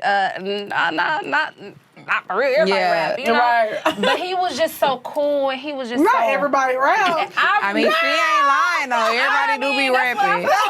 Right. I'm just like, but when I started to see his work ethic, his morals, his principles, his values. And he started talking about his childhood and how instrumental his grandmother was in his life. And he was like, man, I have to be in by the street lights. I'm like, me too. Like, you was raised. Like, and I just, as we started to connect more and more, I was like, he got an amazing heart. We would go out to eat, Adolph, like somebody be like, you know, I'm hungry. And like, they'd be like, can I have y'all leftovers? He'd be like, give me a second. He would go back in and order them a whole meal and give them some money and be like, I hope this, you know, had this for the day. And like, what? He was just so giving. And I would just be like, oh, you we in love. This my man, girl. This my man. My man. Like, when we started getting out, I was just like, he is like a beautiful person. Yeah. And he was. Like, I promise you, I don't care if from our good days to our bad days, consistently, I would be like, I'm irritated with you right now, but you still got a good heart. I love you. You know, and I still love you, and you got a good ass heart, and I can't deny that. And I don't think that anything that you do is intentionally to hurt me. You know what I'm saying? Whatever. And I just always held that, and he was just a beautiful, very beautiful person, and I'm just thankful that I experienced him in his lifetime. So how is like your parenting? Like, has it had to change a little bit since? Everything? For sure. I just got to be more intentional about, like, paying attention. You know what I'm saying? Because, like, my son lately, he been like, I'm just so mad. I'm mad. I'm mad. And he'll say the things that he's mad at. And I'm like, oh, well, he's real. Like, he has the anger that or madness. Like a long time ago, he said, I'm mad because the people took my dad. And when he said that, this is probably like months ago, maybe even it's months ago at this point. Right. And when he said that, I have noticed that he's building on that. Like that mad is the foundation of all other mad. Right, exactly. So he's now he doesn't think that it's that mad. Now he thinks it's mad because they told me no. It's mad because you said no. It's but it's really it's deeper than that. Because my son, before this happened, you could say like no. He'd be like, okay, right. You know, he was. And I don't want to change his DNA. Like, he's a beautiful person. He is like, I be like, this he's his daddy. All of, like, it's like a reincarnated person. Like, you are so much like your dad. And he's so beautiful. And he's so hurt. He's so hurt. And so I try to be creative. Like, how can I breathe life into him? Like, how can I give him strength?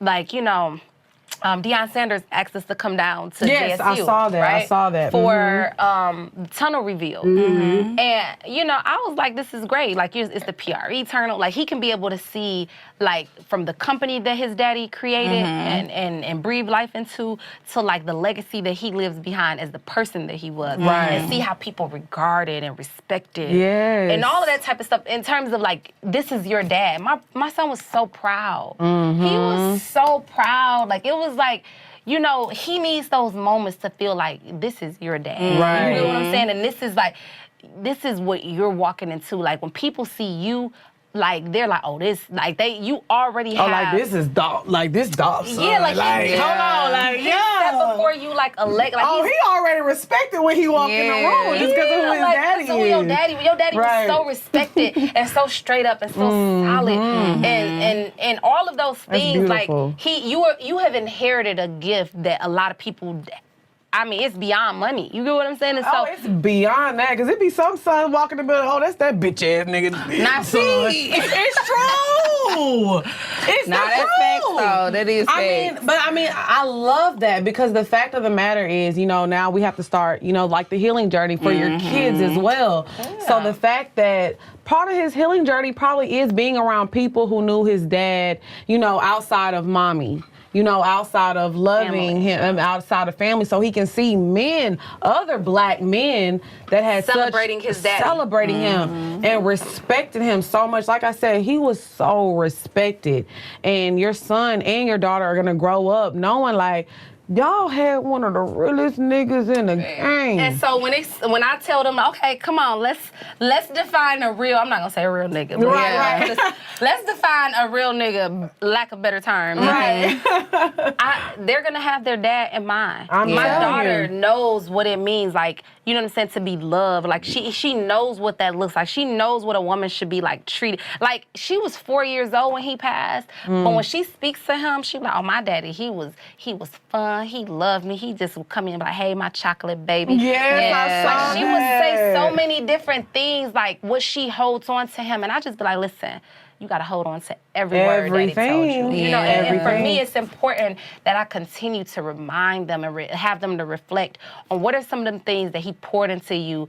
You know, like what's some of the meaningful things that he said. Let's jot them down. Let's draw a picture of it. Because I want them to hold on to it because they were like 4 and 7 when that happened. They got a lifetime to live. A whole life. You get what I'm saying? And I don't want that to become a faint memory. Right. Because I will say, I don't have no memories of my dad. Yeah, when you're like really young, I feel like, you know, you don't hold a lot of memories from my sister has a little bit, but like I said, my sister was 5 or 6 when my dad passed. And you were 2, and I was like, 2 going on 3. So I feel like for me, and like we said, growing up during that time is different from this time. So my mom, she couldn't talk about it. It was a struggle for her. So when I would ask her questions, she would feel uncomfortable and want to walk away because she had to cry. You know, she didn't understand how to tell, oh, this is what daddy did. This is how daddy felt about you. And, you know, it wasn't until I was older she told me, oh, your dad couldn't go to sleep without you sleeping on his chest. That's why you sleep bad now.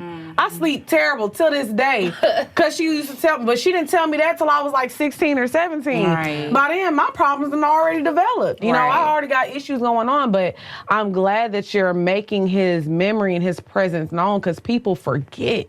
Especially when you're a child. Like, I didn't know nothing. So I feel like, and I'm not even gonna lie, like, I don't feel like I have daddy issues, but maybe some of my issues with, like, abandonment issues. Like, I feel like people always gonna leave and I'll just be scared, and these things like that is because of me losing my dad and not having my mom tell me, oh, you know, this is how he felt about me. I never knew how my dad felt about me. I didn't know. You know what I'm saying? So it's good that you're telling me that. So how has been, because I know you said you were working with like a spiritual advisor at one point. How do you feel like that helped you navigate through all of this? Because that's something that I've been kind of thinking about. Like, I've tried therapy, but I haven't tried working with like a spiritual advisor. When I say spiritual advisor, I ain't talking about nobody that's be like, okay, you need your cards. Right. Somebody that's literally like encouraging me. It's almost like encouraging me to read my Bible, like going over different like scriptures or praying together. Like, she literally would call me in the morning to be like, okay, because she was like a gamut of things, right? She was like a life coach / like, she had a very strong faith. And so I would tell her, like, one of my things I want to do is start waking up early. This was after my brother passed. I want to wake up early.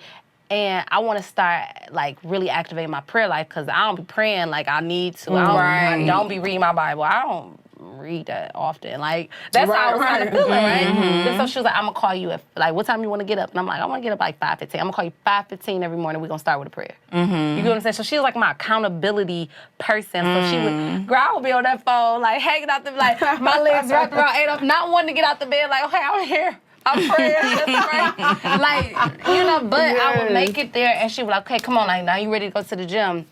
And so she would be that, and she'd send me a scripture. She'd be like, let's talk about this scripture later. So it was more so like that. Like, it wasn't to a place, like, I'm really, like, scared. Like, the people that get into, like, the different type of practices, you know what I'm saying? Yeah. I be scared. I think I be a little nervous about that type you of know stuff, what? too. I feel like... Not I think, I know. Yeah, I definitely be nervous about that. Like, I've gotten a reading one time, and was it on point?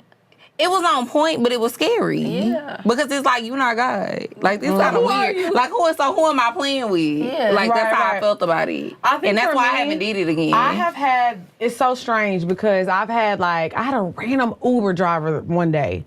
I had came back, I think we were coming back, what was our last show? Before DC. What was our show before that? Chicago? It was Chicago. We came back from Chicago.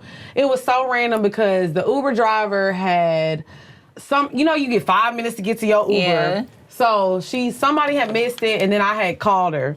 I had 5 minutes. Literally, I had like 10 seconds left to make it to her car. I finally made it to her car.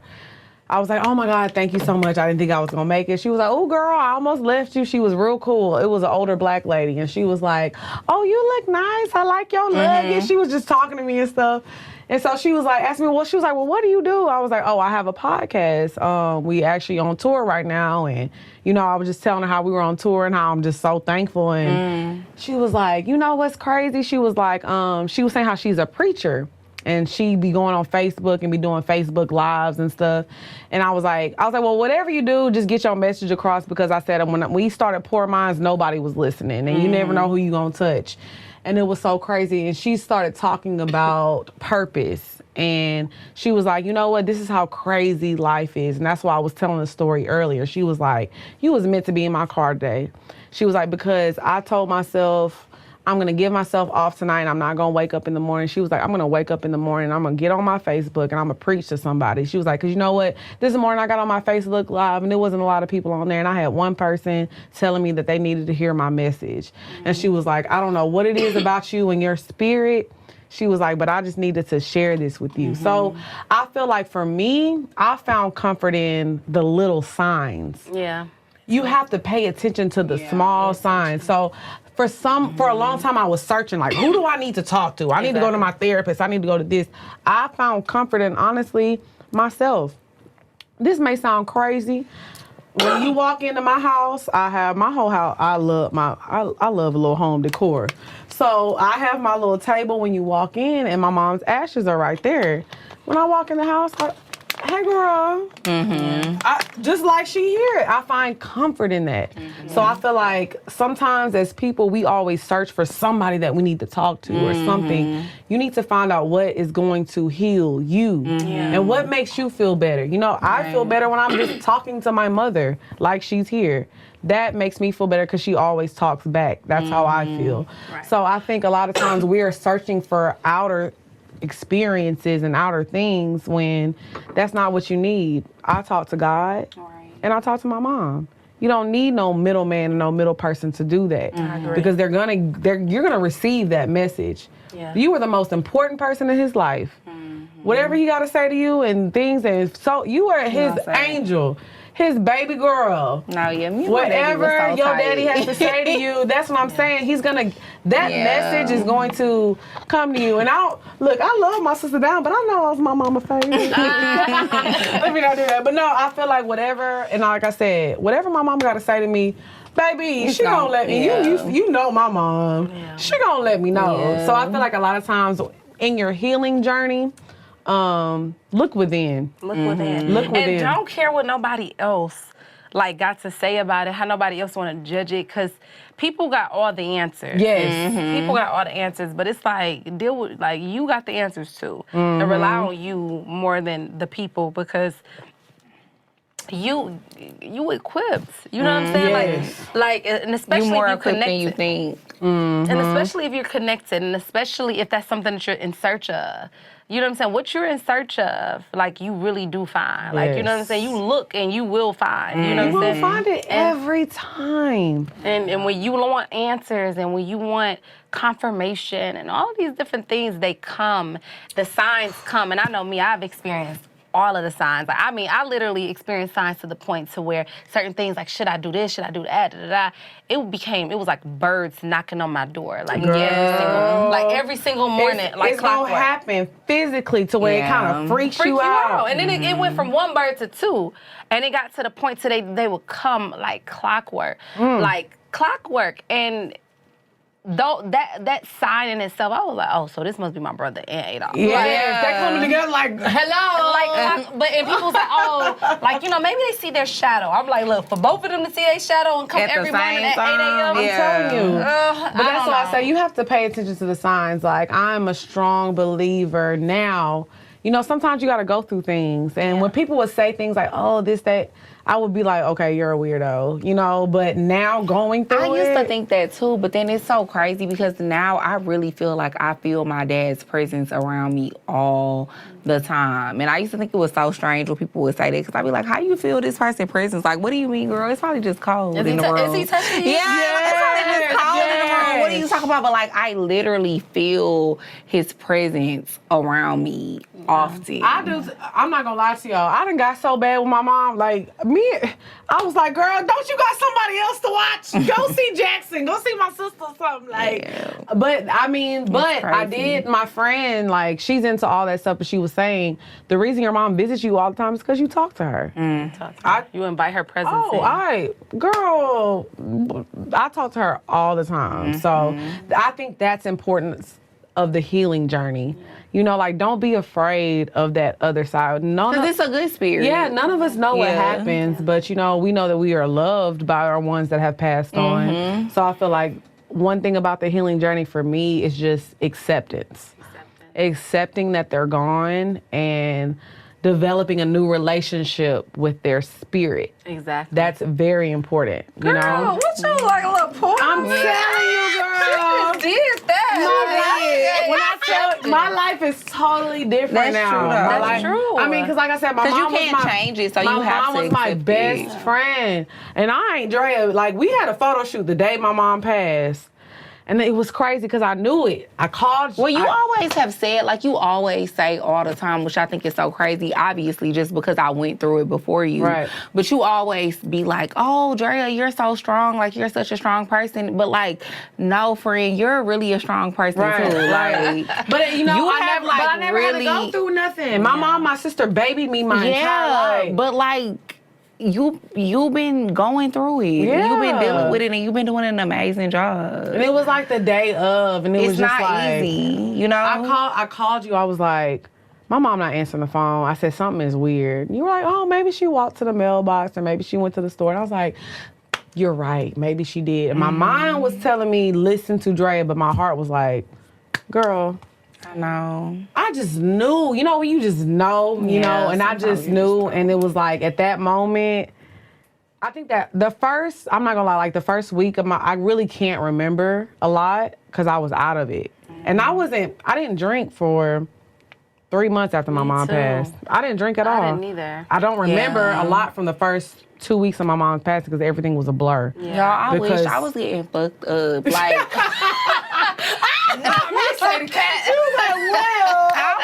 I was getting fucked up. Like, that was the only way I knew how to cope with it in the beginning. To the point that I felt like I was drinking so much that I had to literally, like, tell myself, I'm not going to drink for, like, 40 days. Yeah.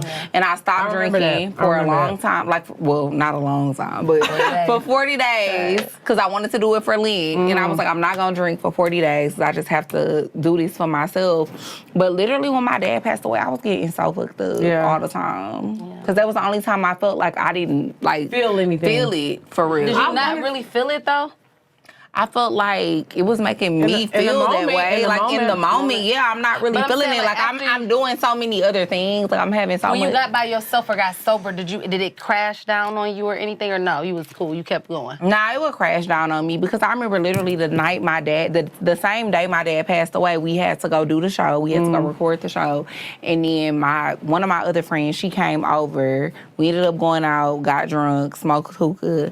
Literally, I came back to my house. We was like in the middle of the street. I was crying. I fell in the middle of the street and was just like in the middle of the street crying. Yes. And she was like, girl, you need to get up. Like, somebody gonna run over you. You had a breakdown on my birthday, too. Yeah, I had like a mental breakdown in the middle of the street. Yeah, it was a crazy time. That right there, and I think that right there is one of the things that I think people should just pay attention to. Because I think we be looking for things, for coping mechanisms. We be looking for a fixer. But it don't always help. It's not a fixer. Nothing's gonna be a fixer. Because I was very much drunk, and I very much still had a breakdown. Yeah. So you didn't drink either, like I after? didn't for a long. I don't think I took a drink until like, I'm gonna say it was probably like February. I had my first drink or whatever, my first drink, and that was like, it was probably like.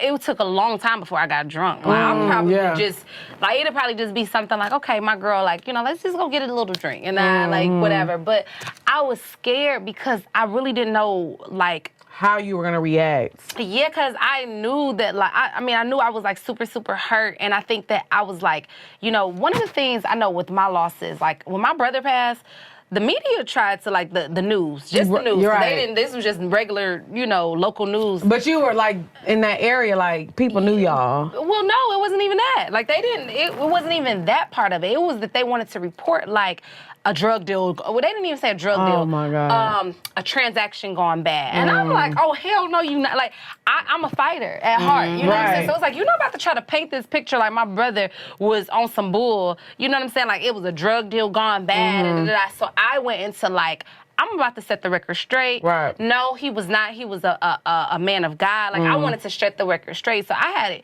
experience feeling like you are not about to try to blemish his name. Facts. Period. Right. You're not about to do that. Not on my watch, right? So when Adolph passed, and because of Black Men Deserve starting, like before he passed and everything like that, it was like, you know, with certain things, it's like, I'm gonna make sure you're not about to try to paint him out to be nothing more than what he is, what he was, like nothing more. And not that I really wanted to be involved, but because Black Men Deserve had already been started. And it's like, at the end of the day, you're gonna know for a fact, this Black man deserves to grow old. His children deserve, I deserve to still have him here today. So it was like this fighter in me that happened, and everything was just going so fast, and I wasn't active like that. Like, I was grieving, but it was like I didn't want anything. Like, I barely ate a lot. You know what I'm saying? It was a lot. Like, it was a lot, and it is a blur for me, like you said too. Like, a lot of things is like a blur, and it was just like I was not operating. I had people in place, like, because I had put that campaign together. I had started putting people in place. Like, this is very meaningful to me. It was just that I made provisions, unknowing that like what was going to follow. Did you feel pressure to say something? Because I know, like, I mean, I didn't know you at the time, but No. I remember when it happened, I went straight to your page, like, oh my God. Like, I did not. I think I was in a day. Like, I was like, this is. The thing was is that I didn't believe. Like, it was like a part of me was like in such denial. Like, this is not true. But it was just like I didn't feel like it was true. Like, I didn't feel like it was true, and I didn't know what the truth was, and I didn't like that people were trying to create a truth. Create a narrative. I hate that. Like, that's the thing. It was that trigger in my brother. And it was so many. It was just so much. I was just like, I don't like that. Like, this. I think for a while, it was a denial period. You know what I'm saying? Like, I'm like, Adolph, one thing I know about him, like, he know how to move. Like, this ain't true. And it was something in me that did not want to fully accept the truth. And I just was like, it was a weird period that I can't quite explain. Like, and from that period, within the months, like you said, like, it was a blur. I don't know how I was really processing things. Like, I don't know. Like, I know that, like, I had responded on Instagram. And that's why I was like...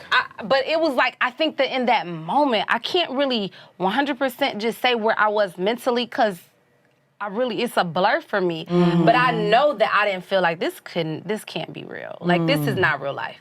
I'm going to wake up tomorrow... I think we all, like, even of course you're going to feel different, but when you woke me up out my sleep, I was like, girl, shut the fuck up. This is not true. And you got to think, you know, Adolph, there was a time on Twitter once where they tried to say that he, like, something happened to him, and I called him, I'm like, what the, he was like, baby, I don't know what they talking about. So, you know, it's like, for me, I'm like, this ain't true. Right. This ain't true. Like, this is not true. This ain't true. Right. Like, so in that moment of trying to process this isn't true, but kind of in my heart feeling like this could be true, I don't know what the fuck I was going through, to be honest with you. And I don't know. It's like really, it's hard to explain, you know? Do you feel like, though, like, you got your, like, business mind for him? Like, have you always been kind of business minded, or do you feel like... Finance degree, you know. Okay. Because I know you said you graduated. Because look, people like to say we didn't graduate. We definitely graduated from college. Yes, period. We did. It's giving degreed baddies. Stop playing with us. So you always had a business mind. Yes, but for sure. He is a boss.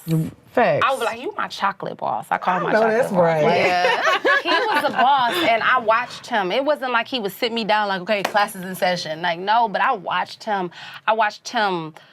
Just transact and be and do and negotiate and, you know, just everything. He would talk to me about different things or whatever. So Yeah, like I picked up a lot A from lot. That and that's important because, like I said, I feel like now it's so crazy because I think when people watch Poor Minds, because we have a thing called BDBs, a big dick baller. Big dick baller. So it's just like a man who gonna take care of everything. But I feel like as I've grown as a woman, don't get me wrong, you still gotta be a BDB. You still gotta pay and take care of things. But it's like, what else? You care way more about other things. What can I learn from you? Like, what can you teach me? So, and I feel like that's so important. Like, I had a BDB, period. you did, facts. You did. No, You had a like BDB. you had a BDB, period. I didn't know that was Never a thing. heard. It But is. now Big that I dick know, baller, yes. Baby, You you had a definitely BDB. had a BDB. It But just but you know what? This is how you know you got a BDB. If something like this happens, and look at you, like he like you. Impactful. Yes, Yeah. like it's everything is on you. Like, you know what I'm saying? Secret. Yeah. Oh, she said she got a pee. It's okay. We can pause for a second. Yeah, We can pause for a second so she can go to the bathroom and then Yes, we're I've gonna do been the sitting here question. just like, No, you good. I'm a homie. Pause. This Girl, type of I'm drink just saying. got to be on No, my girl, you good. That liquor be going through you.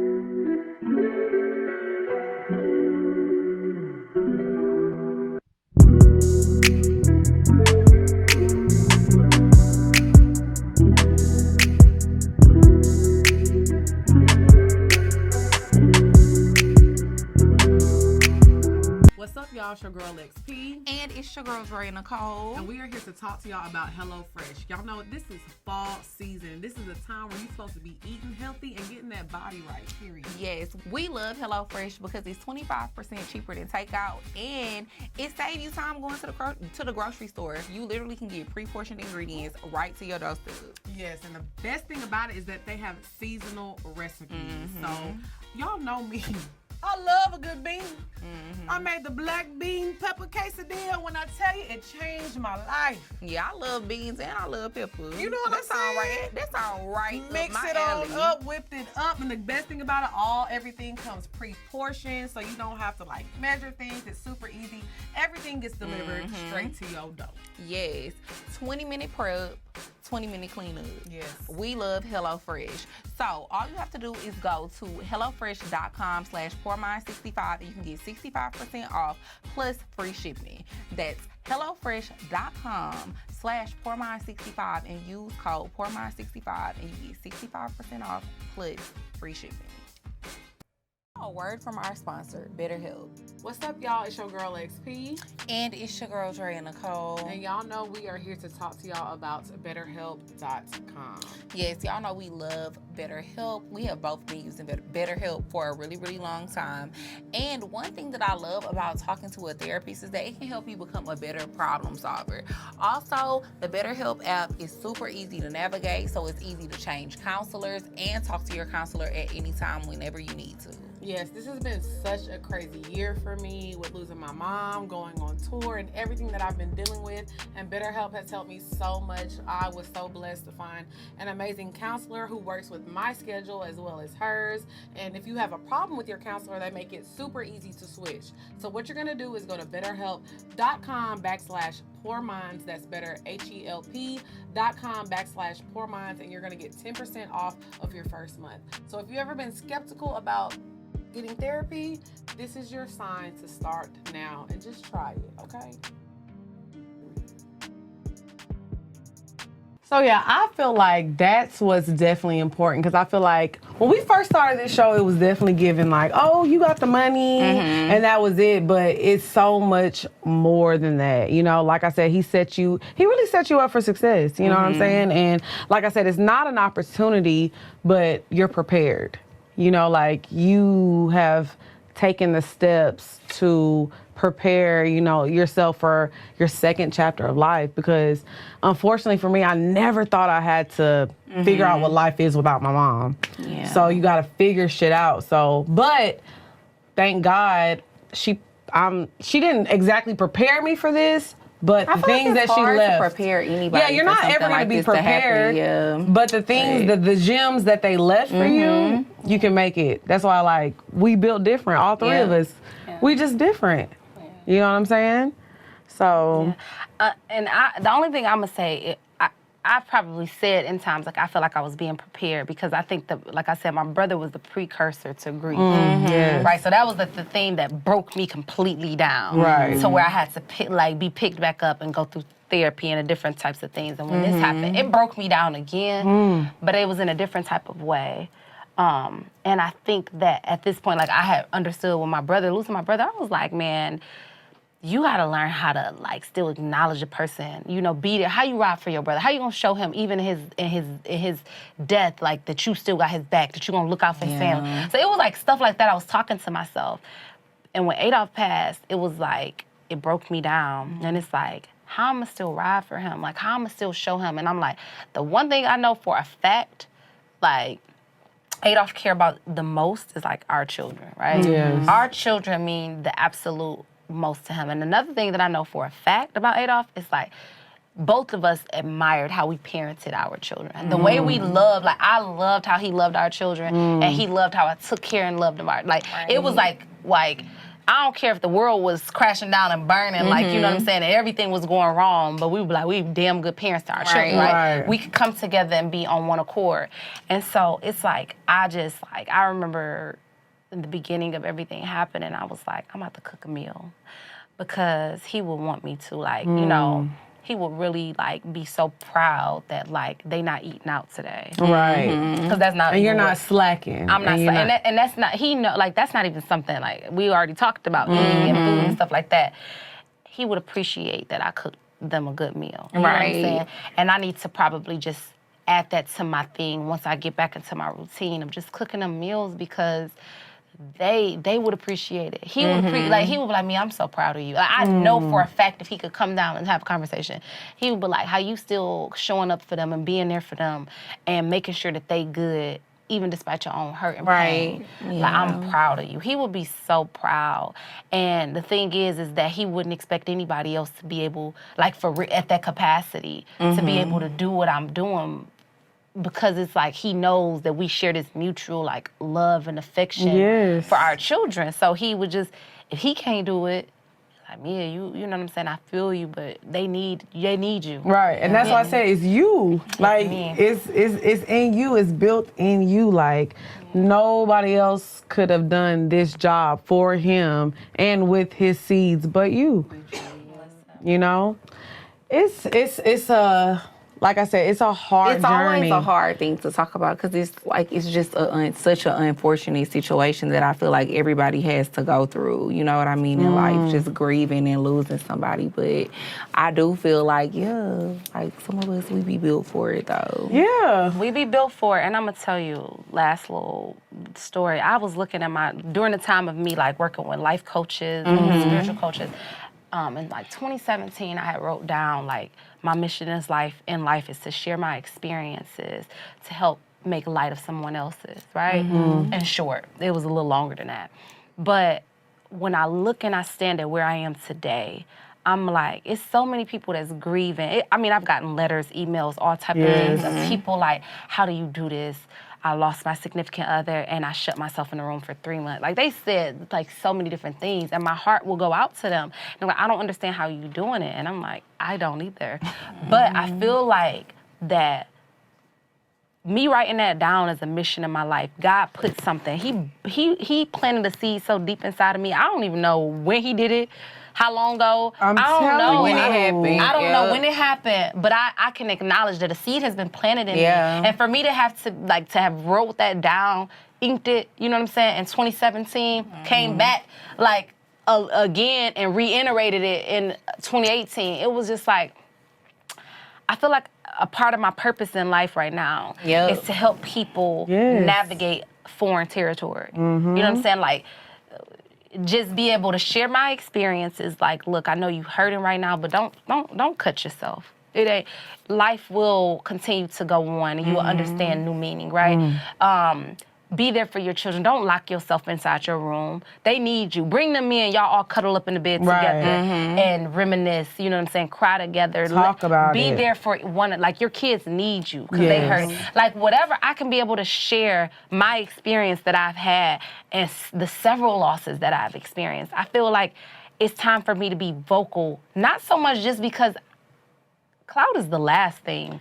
Money is the last thing that's on my agenda that's needed. Like, that is not even it. And it's not even any of those things. It's like, it's so many people that's hurting, that are going through things and don't have an outlet or anybody to talk to blueprint or any type of, nobody is really talking about these things. You get what I'm saying? Because you're also very honest. Like, when you be having a bad day, and sometimes, like, you express that on your social media. Like, I feel like a lot of times, and I haven't done that because I ain't got that in me yet, you know, like, on his birthday, you know, you had penned a letter and it was just so beautiful, you know, and I don't know if I'm there yet, because Drea and my mom have the same birthday. When's your birthday? April 22nd. My mom and Drea share the same birthday. We have the same birthday. And you know what's crazy? The thing that's been on my mind is like, how am I gonna celebrate one of the most important people in my life outside of my sister and my nephew's birthday when that's my mother's birthday, you know? Yeah. Because I'm not there yet. I shared one post whenever my mom passed, and I haven't posted anything about it since. I'll post her pictures on my story and things like that, but this is the first time I've talked about it on the show. I said something whenever she passed. I was like, hey, thank y'all for the support. Yeah, my mom passed, and I closed the show. So this is the first time, like, me actually really speaking on it. Really speaking on it. So that's what I commend you for. Like, you're very open with your journey and you grieving and you going through it, because, you know, a lot of times I feel like people will look at you and be like, damn, she's so strong, she making it, she going through. But when you wrote that letter, I was like, yeah, like, she's still, it's an everyday journey for you. It's an everyday journey. And I mean, and I've come to grips to understand, and I think Adolph prepared me, like, people gonna say all type of shit. Yes. People gonna say, oh, how she doing that? She must didn't care. For clout, like, for people money, will for say this, all for type that, of stuff. right. And it's like, I'm so over what people got to say. Seriously. And I It's think about that the transparency and the message. because I'm like, it's so many more people. It's a fraction of it's a fraction of people that got some shit to say that's like, you just like Debbie Downer, just whatever. But it's this amount of people that need to be touched. Yes, that's need your hurting. message. That's hurting. I mean, come on now. Like, you look in the black community, if they ain't getting shot, they got cancer, they got something. It's like, we losing people left and right. Yeah. From crazy stuff that don't even need to be happening.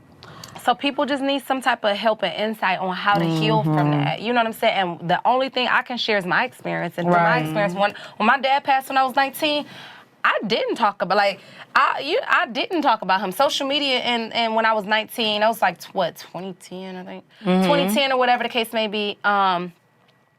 Or 20, something. It was a year. What a year? I'm like, I'll probably, whatever. It was a year, but I just never acknowledged it. I did bottle it away. I just was like, I don't want to talk about it too much because I don't want to cry. Right. And that was how I was. And I think it was the lack of emotional intelligence. And not to say that you lacking or anything, but I think that I didn't know how to deal with grief or anything emotionally related, right?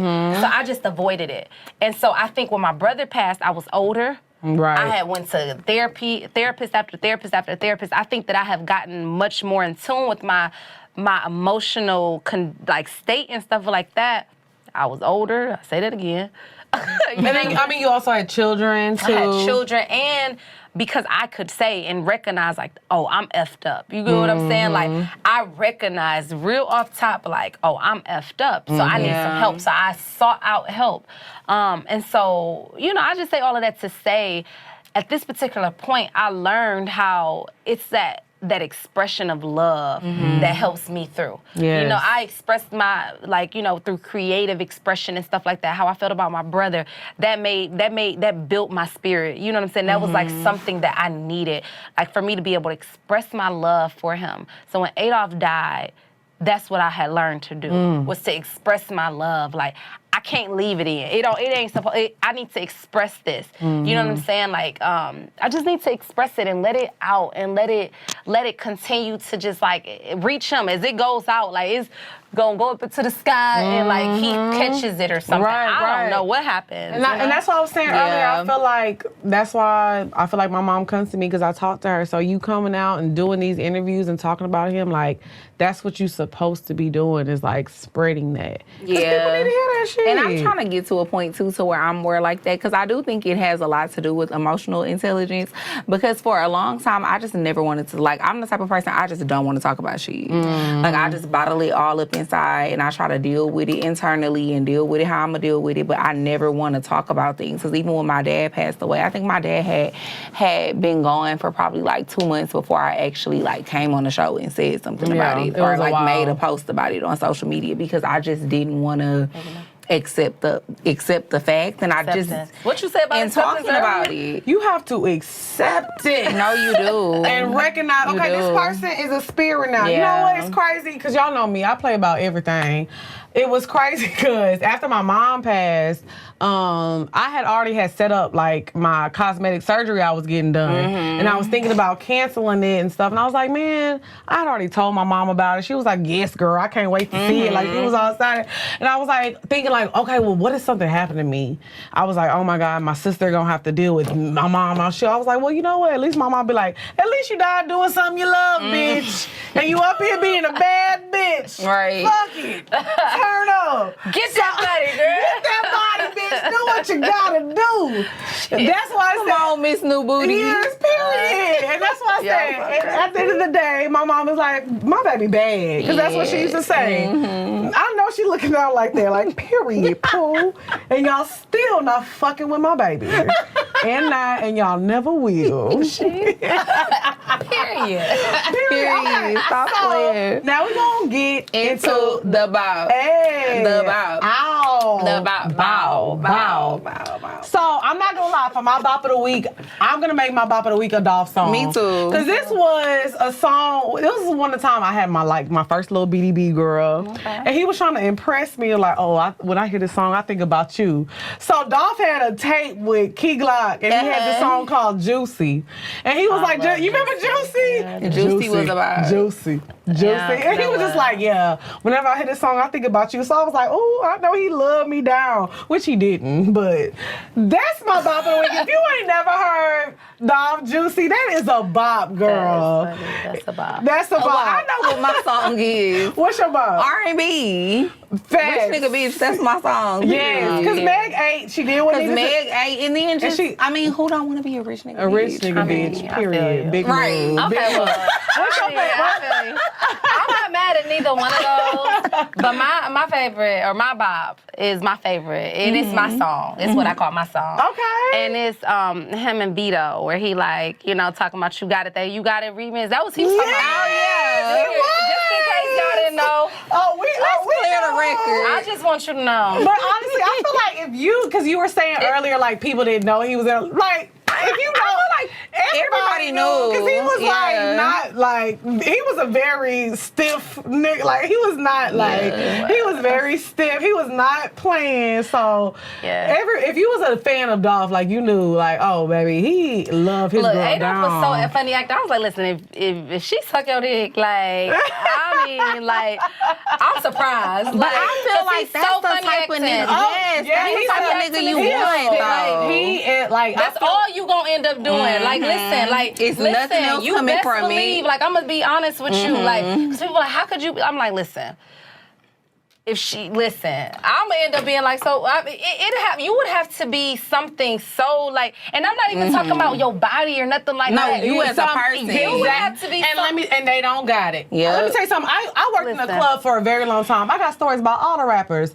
not one story about Dolphin. I'm not just saying that because you here. Listen. Y'all know I shared a lot of stories about things that these rappers be never. Because he just and I just feel like with some he did not. Yes. And I mean, even like in the time of us, like I just was not, that was not my thing. Like I was not worried about no other woman. Like that was the last thing. Like we was dealing with, if we had an issue, it was like something real, like real life shit. Real life stuff like, okay, I need your presence more. Something like that. Like, it's not no woman. You know what I'm saying? People always assume, like, I know you can relate to a nigga cheating. I'm like, I can't relate, Mom. Because what some niggas, they just be so stiff that it's like, in order for you to catch his attention, you just gotta be something so special. Like, or you gonna have to, like, or you just gonna have to be, like, so, like, because, I mean, at the end of the day, a man, like, I got brothers. I was like this with my brother. Right. You would have to be so, like, let me, like, you do something so whatever that, I don't know, like, you gonna have to catch him at the right time, be the right type of director, like, damn, this shit kind of sexy. Right. Because otherwise, he probably gonna look at you like, bitch, get your ass out of, like, get the fuck. He'll probably be like that, or it just, I don't know, but it was like, at the end of the day, you're not about to have his heart. That's number one. You're not gonna have his heart. Not happening. And, you know, Adolph is no type of trick. He got money, but he not about to be, and that's why I said it's the main thing. If my nigga cheat on me and he's pay a bitch rent, that's your trigger. That's my trigger every time. Right. So, look, like I said, I used to work in the club. The girl I never heard. I got stories about everybody in the game. Well, let me not say that before y'all tag me, but like who? But no, but I'm just, exactly. But never solid nigga, realest nigga in the game. So now we're gonna get into our favorite segment of the week. Pour your heart out. Pour your heart out. If you have questions, make sure you email us at askpourminds@gmail.com. Make sure you email us, ask your questions. If you're a Patreon member, make sure you email and just put Patreon in the subject line, and we're gonna answer your question.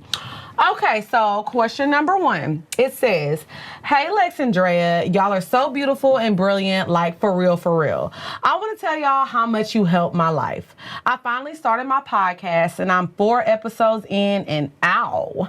Also, I started school and I'm 8 classes down, 14 to go with 3 kids. It gets wild up in her.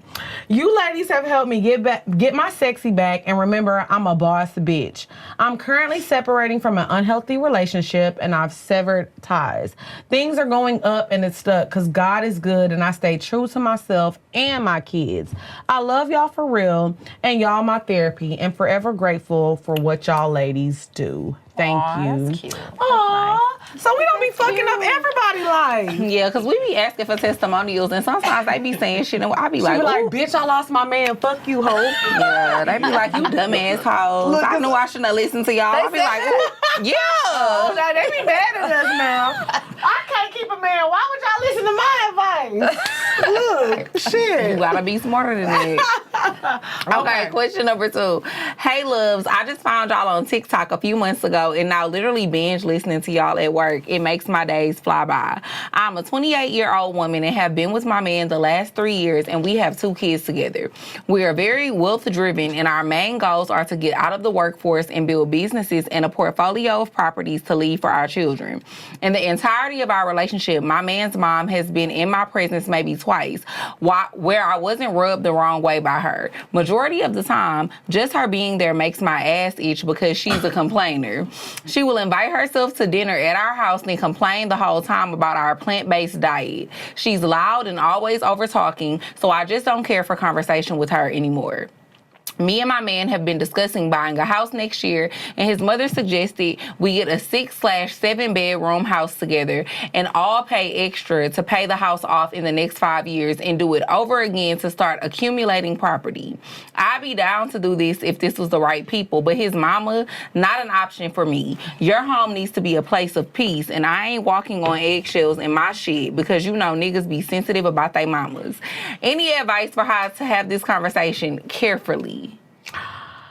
Okay, so we're gonna let me answer this because you have a son. I do. So how do you feel like whenever your son gets to that age of dating, how are you gonna handle that? I'm gonna say I ain't even gonna talk in future, like Adolph was for real about his family. You know what I'm saying? So we could talk like, one thing I always said, like, I'm not beefing with my in-laws, period. Like, no matter what type of, I don't believe in that, because it just makes the relationship harder. Like, I don't want him to have to choose. You know what I'm saying? And I don't want to have to be like, damn, he ain't choose me, because family is important. You get what I'm saying? So I would probably, you know, like, look for a house with an in-law suite.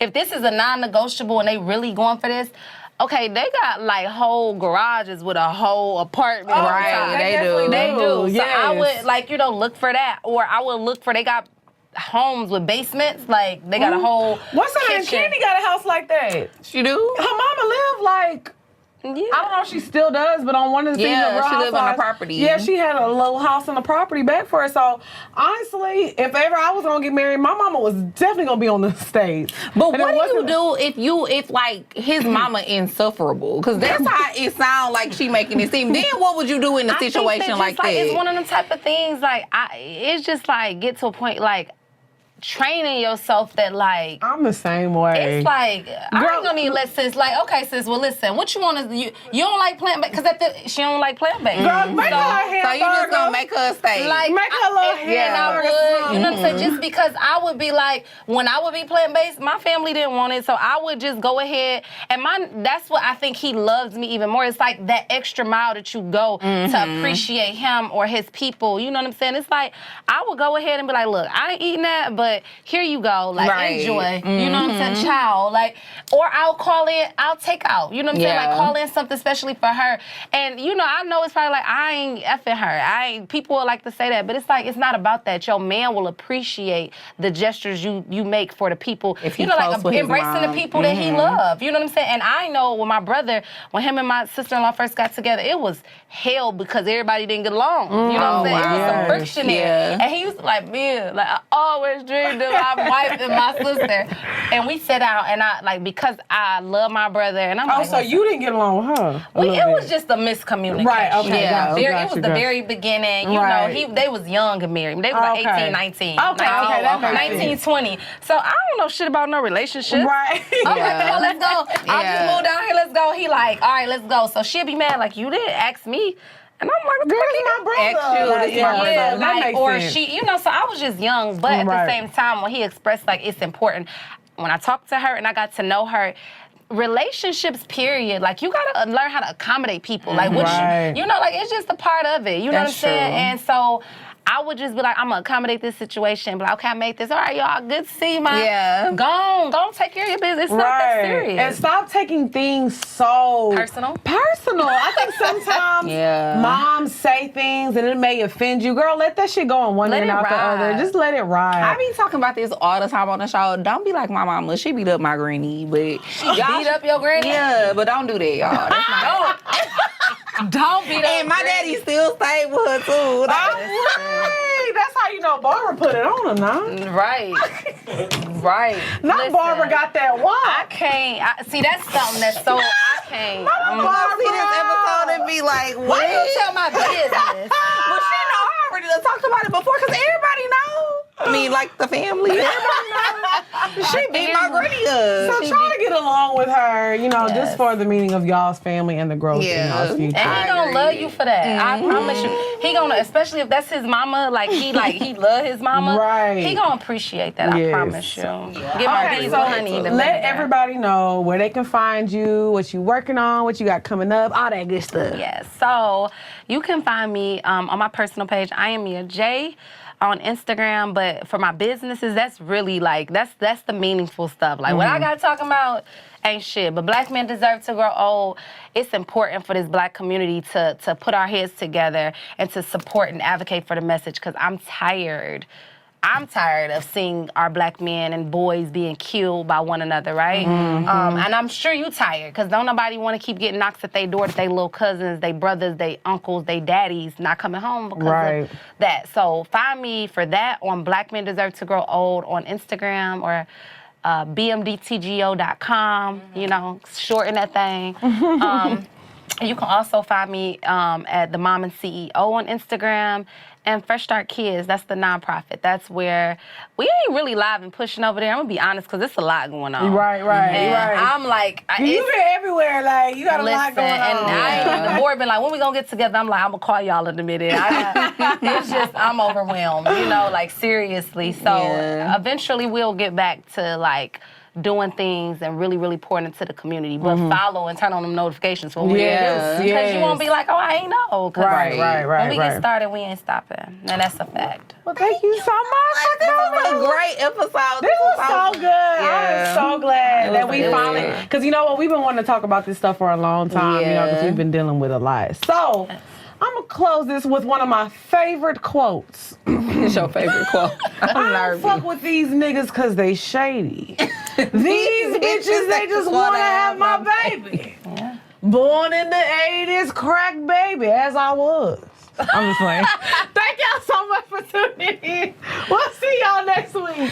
Bye, y'all. Bye, y'all.